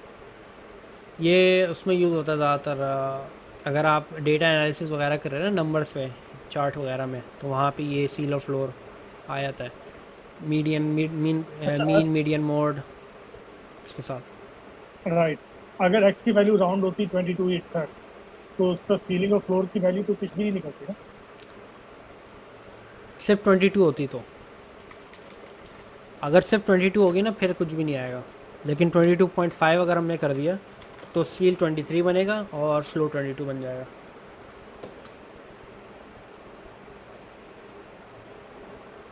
क्लियर हो गया? या ओके। अच्छा, यहाँ पे मैं आपको थोड़ा सा इंपोर्टिंग करना भी सिखा देता हूँ। तो एक तो तरीका ये होता है इंपोर्ट करने का, लेकिन इसमें एक मसला है। मसला ये है कि मैथ ने मेरे है ख्याल से हाँ, मेरे ख्याल से फरहान का क्वेश्चन था। Can you repeat this? Seal और फ्लोर की बात कर रहे हैं फरहान भाई? ओके। अच्छा, सील और फ्लोर में बेसिकली क्या होता है कि आप जो है ना अपर बाउंड यानी कि हाईएस्ट पॉसिबल वैल्यू जो बन सकती है उस नंबर की वो लेते हो, और फ्लोर जो होता है वो होता है उस नंबर की लोएस्ट पॉसिबल वैल्यू। ये बेसिकली डेसिमल नंबर्स पे आता है। ठीक है, तो अगर मैंने फॉर एग्जांपल 22.5 किया तो इसकी हाईएस्ट पॉसिबल वैल्यू बनेगी 23 जो सील बन जाएगा, और फ्लोर इसका बन जाएगा 22। ठीक है, और इसको अगर हम इस तरह कंसिडर कर लें 0001, ठीक है, तो इसका सील जो बनता है वो बनता है 23। इसको अगर हम रन कर लें आप देख सकते हैं इसका सील क्या बनता है 23। यानी कि ज़रा सी भी वैल्यू ऊपर होती है तो वो हाई मतलब अपर रेंज निकाल लेगा इसकी 23, और लोअर रेंज इसकी क्या निकाल लेगा 22 जो सील है उसका। यानी एक तरह से बाउंड्रीज़ निकाल रहा है वो उसकी कि इस नंबर की क्या दो बाउंड्रीज़ बनती हैं। इवन इफ़ ये नंबर 20.9999 बन जाता है तो इसका सील फिर भी सेम रहेगा और फ्लोर भी सेम रहेगा इसका। यानी इसका अभी भी अपर बाउंड जो है या हाईएस्ट पॉसिबल वैल्यू कह लें या अपर लिमिट कह लें वो रहती है 23 और लोअर लिमिट 22 हो जाती है। क्लियर हो गया? ये बेसिकली मैथ का कॉन्सेप्ट है। मैथ में होता है ये सील और फ्लोर ऐसे राउंड होता है ना मैथ में, इसी तरह के हैं। ओके, ठीक है। अब हाँ, तो मैं ये कह रहा था कि बेसिकली अगर आपके पास let's say for example VS code जैसे कि एडिटर है, तो यहाँ पे एक इजी तरीका होता है कि बजाय कि आप ऑनलाइन जाएं और सारे मेथड्स ढूंढें जो आप डिफरेंट यूज़ कर सकते हैं, आप ये देखें मैंने सिर्फ डॉट लगाया, लाइब्रेरी मेरी इंपोर्टेड है ऊपर, यहाँ पे मैंने डॉट लगाया, मेरे पास पूरी लिस्ट आ गई जो मेथड इसके अंदर इंक्लूडेड है। ए कॉस एस, ए साइन एच, ए टैन। मैं इनमें से कोई भी जो मुझे चाहिए, सील चाहिए या कॉपी साइन चाहिए, कॉस चाहिए, डिग्रीज चाहिए, कोई भी क्लिक कर सकता हूँ, मेरे पास वो आ जाएगा। ठीक है, तो ये फ़ायदा रहता है एक अच्छे एडिटर का कि आपको ये ऑप्शन दे देता है। अच्छा, तो अगले इस पर मरहले पे चलते हैं कि अब हमने लाइब्रेरी तो इंपोर्ट कर ली, लेकिन इसमें एक इशू है। मैथ लाइब्रेरी में अभी आपने देखा कि इतने सारे फंक्शंस इंक्लूडेड हैं, तो that's a lot of code, right. ज़रूरी नहीं है कि मैं अपने कोड में सारे फंक्शन यूज़ करूँ। तो ये एक तरह से मेरे कोड को इनएफिशिएंट बना रहा है, क्योंकि मैं इतनी सारी चीज़ें यूज़ कर रहा हूँ लेकिन मैं उनको यूटिलाइज़ नहीं कर पा रहा। ठीक है, वो स्लो भी कर सकता है मेरा कोड। तो इसको सॉल्व करने के लिए हमारे पास एक तरीका है, बजाय कि आप सारी चीज़ें इंपोर्ट करो, आप सिर्फ वो इंपोर्ट कर लो जिसकी आपको ज़रूरत है। तो अभी मुझे सील और फ्लोर की ज़रूरत थी, तो मैंने कर दिया for math import seal and comma लगा के फ्लोर कर दिया। अभी मुझे इसमें अगर और लाइब्रेरी चाहिए होती तो अभी मुझे सिर्फ सील और फ्लोर चाहिए था, लेकिन तो मैंने सील और फ्लोर लिख दिया। उसमें और लाइब्रेरी चाहिए थी, मैं कॉमा लगा के उसका नाम लिख देता, ठीक है। तो मैंने मैथ में से डायरेक्ट इंपोर्ट कर लिया सील और फ्लोर अपने इस प्रोग्राम में, ठीक है। क्योंकि मैंने अब इनको डायरेक्ट इंपोर्ट कर लिया, तो अब ये लाइब्रेरी का हिस्सा नहीं रहा, अब ये मेरे पास डायरेक्टली अवेलेबल है, तो I don't have to use them as methods. अब मैं डायरेक्टली कह सकता हूँ सील और फ्लोर, ठीक है। और आप देख सकते हैं कि ये वर्क कर रहा है जस्ट फाइन। और इससे भी ज़्यादा आपको और ऑप्टिमाइज़ करना है और कोड को और फर्दर शॉर्टन करना है, उसका भी तरीका है। हम इनको एलियस असाइन कर सकते हैं। कभी कभी क्या होता है कि नाम बहुत बड़ा हो जाता है या फंक्शन का नेम बहुत बड़ा होता है, it becomes tedious to write it again and again. तो instead of writing the whole name, आप क्या कह सकते हो, आप सील को असाइन कर सकते हो एज सी, मतलब इसको एक हमने एक तरह से निक नेम दे दिया। मैंने कहा सील जो है सी है और फ्लोर जो है मेरा है एफ़। तो जब भी मुझे सील यूज़ करना है या फ्लोर यूज़ करना है, मैं सील की जगह क्या लिख दूँगा, सी, और फ्लोर की जगह मैं लिख दूँगा एफ़, और मेरा जो है वो समझ जाएगा प्रोग्राम कि मैं सील की बात कर रहा हूँ और फ्लोर की बात कर रहा हूँ, क्योंकि हमने यहाँ पे एज का कीवर्ड यूज़ किया हुआ है। ये क्लियर हो गया सबको? अच्छा, तो क्या फ़ायदा है फ्रॉम मैथ इंपोर्ट सीएल करने का वर्सेस आपने अगर सीधा आप इंपोर्ट मैथ करें? इससे फ़ायदा ये है कि हमारे पास जो है ना प्रोग्राम मोर एफिशिएंट हो गया है, क्योंकि हम सारी चीज़ें अब इंपोर्ट नहीं कर रहे, जो हमें रिक्वायर्ड है बस हमने वो उठा लिया। अच्छा, नहीं, लेकिन सवाल ये इनका बिल्कुल तो रिकॉर्ड ही के सवाल समझना चाहिए कि सील है, सी करने का क्या फायदा? अगर सील को सील ही रहने दो, why should be assign a variable और टैग टू? अच्छा इसका फ़ायदा ये है कि अभी तो ये बहुत छोटा सा नेम है, मैं समझ सकता हूँ, ठीक है। ये तो ऑब्वियसली हम पूरा सी लिख लें या सी लिख लें तो इतना कोई ख़ास फ़र्क नहीं है। लेकिन अगर मैं आपको एक एग्जांपल दिखाऊँ यहाँ पे, मॉड्यूल्स वाला फाइल कहाँ है? अच्छा, इससे रिलेटेड एक और क्वेश्चन भी है वैसे तो, लेकिन नेक्स्ट ये है कि अगर जैसे सी, आपकी आवाज़ नहीं आ रही।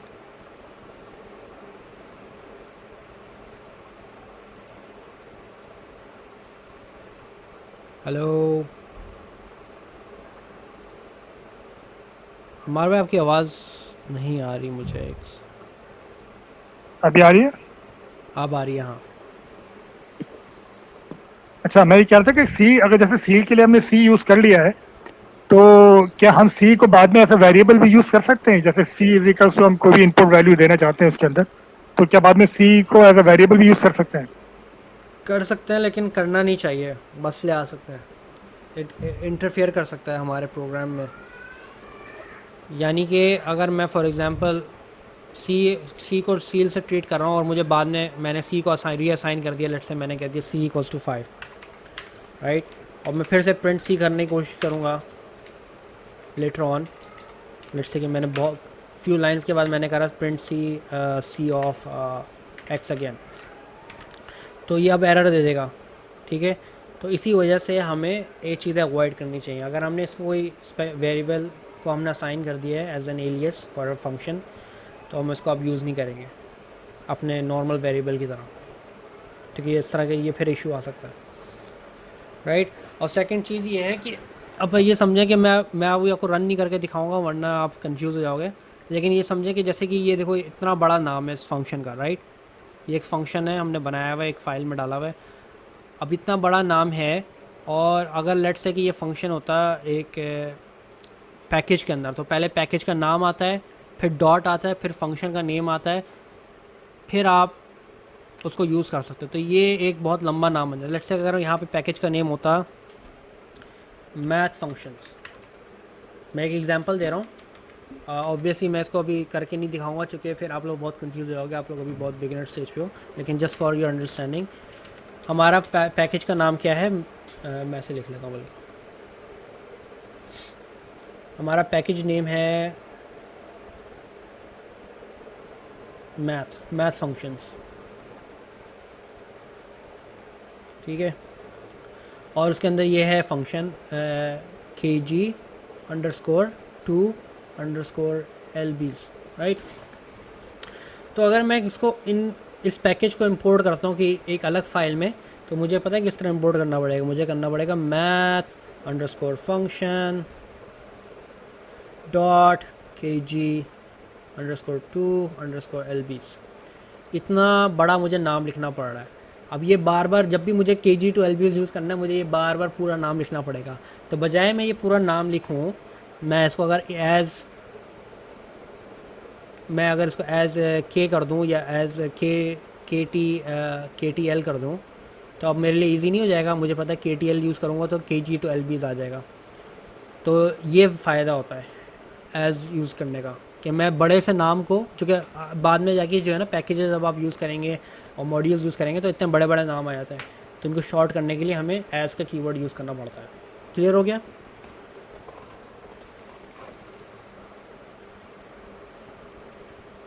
ओके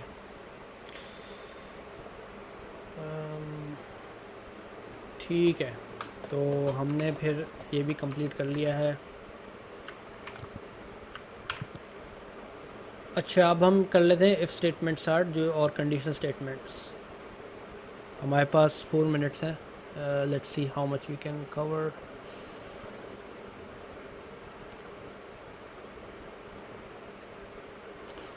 अच्छा, बेसिकली कंडीशनल स्टेटमेंट्स होती हैं कि आपने बोला कि फॉर एग्जांपल लेट्स से हम ये सूडो कोड कंसिडर कर लेते हैं।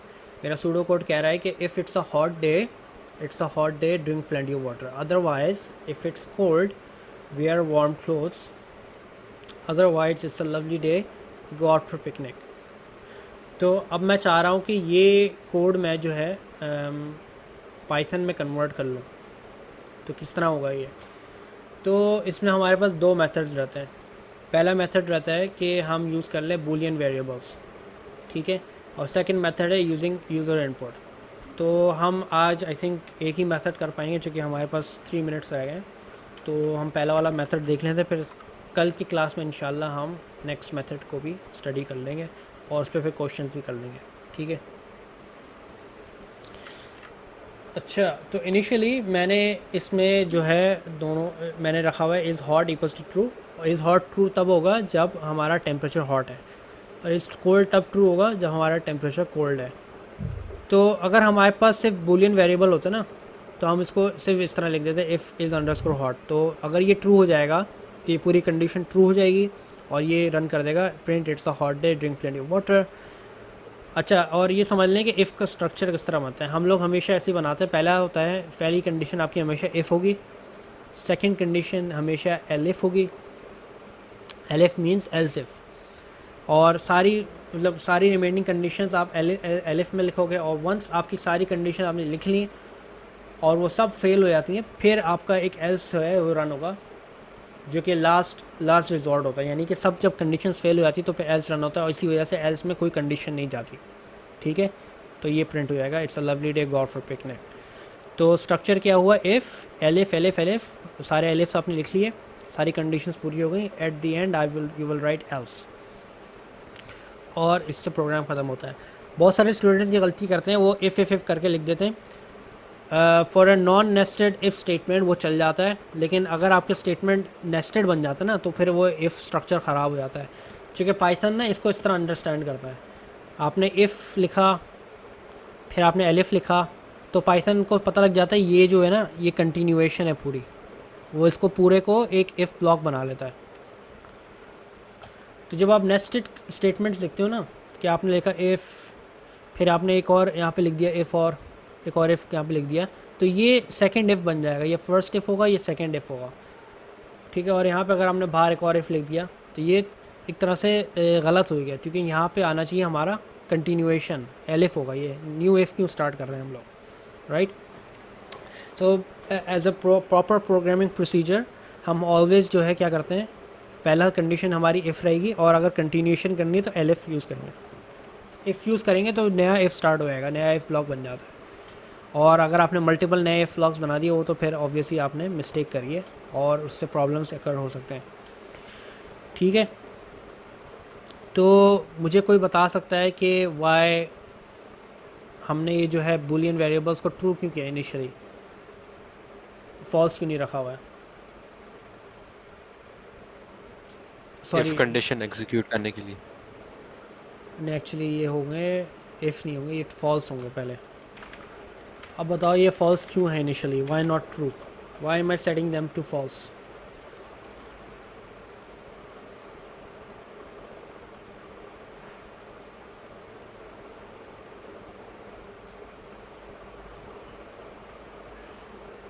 एल्स स्टेटमेंट्स एग्जीक्यूट करने के लिए।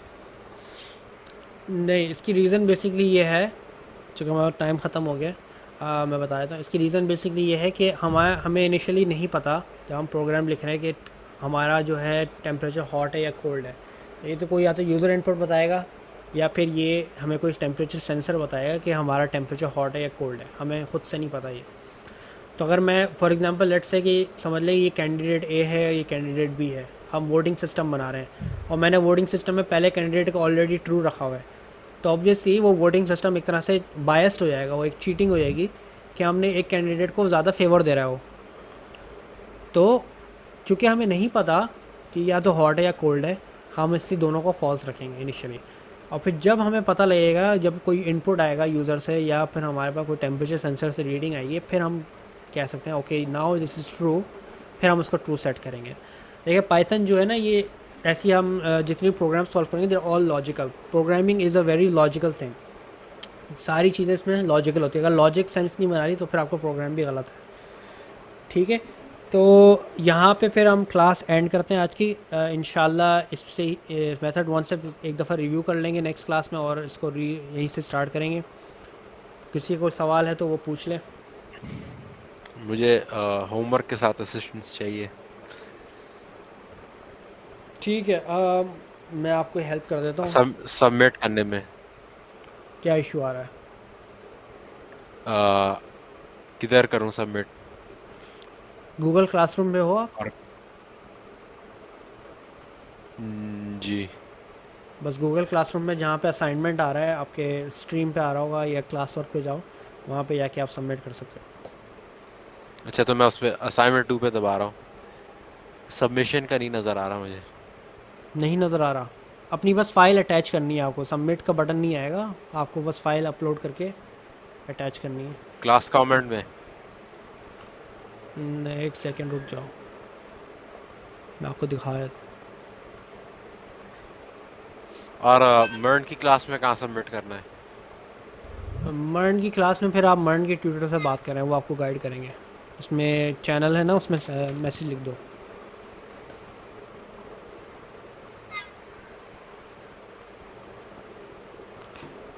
स्क्रीन नज़र आ रही है ओवैस मेरी? आ रही है। ठीक है, तो ये असाइनमेंट 2 पे आप गए,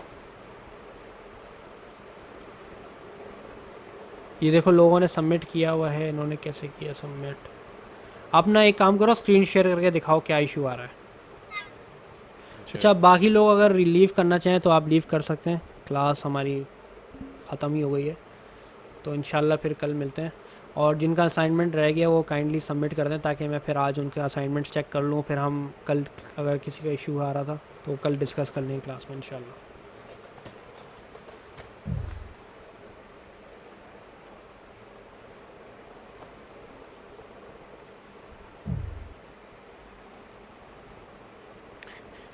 मेरी स्क्रीन दिखाई दे रही है? जी, यहाँ पे जाओ ऐड और क्रिएट पे, बस यहाँ पे अटैच कर दोगे फाइल से अटैच कर दोगे असाइनमेंट, py फाइल डालनी है आपको, ठीक है। और फिर आप मार्क एज डन कर दोगे, बस इतना सा करना है। ठीक है, क्लियर हो गया ओवैस भाई?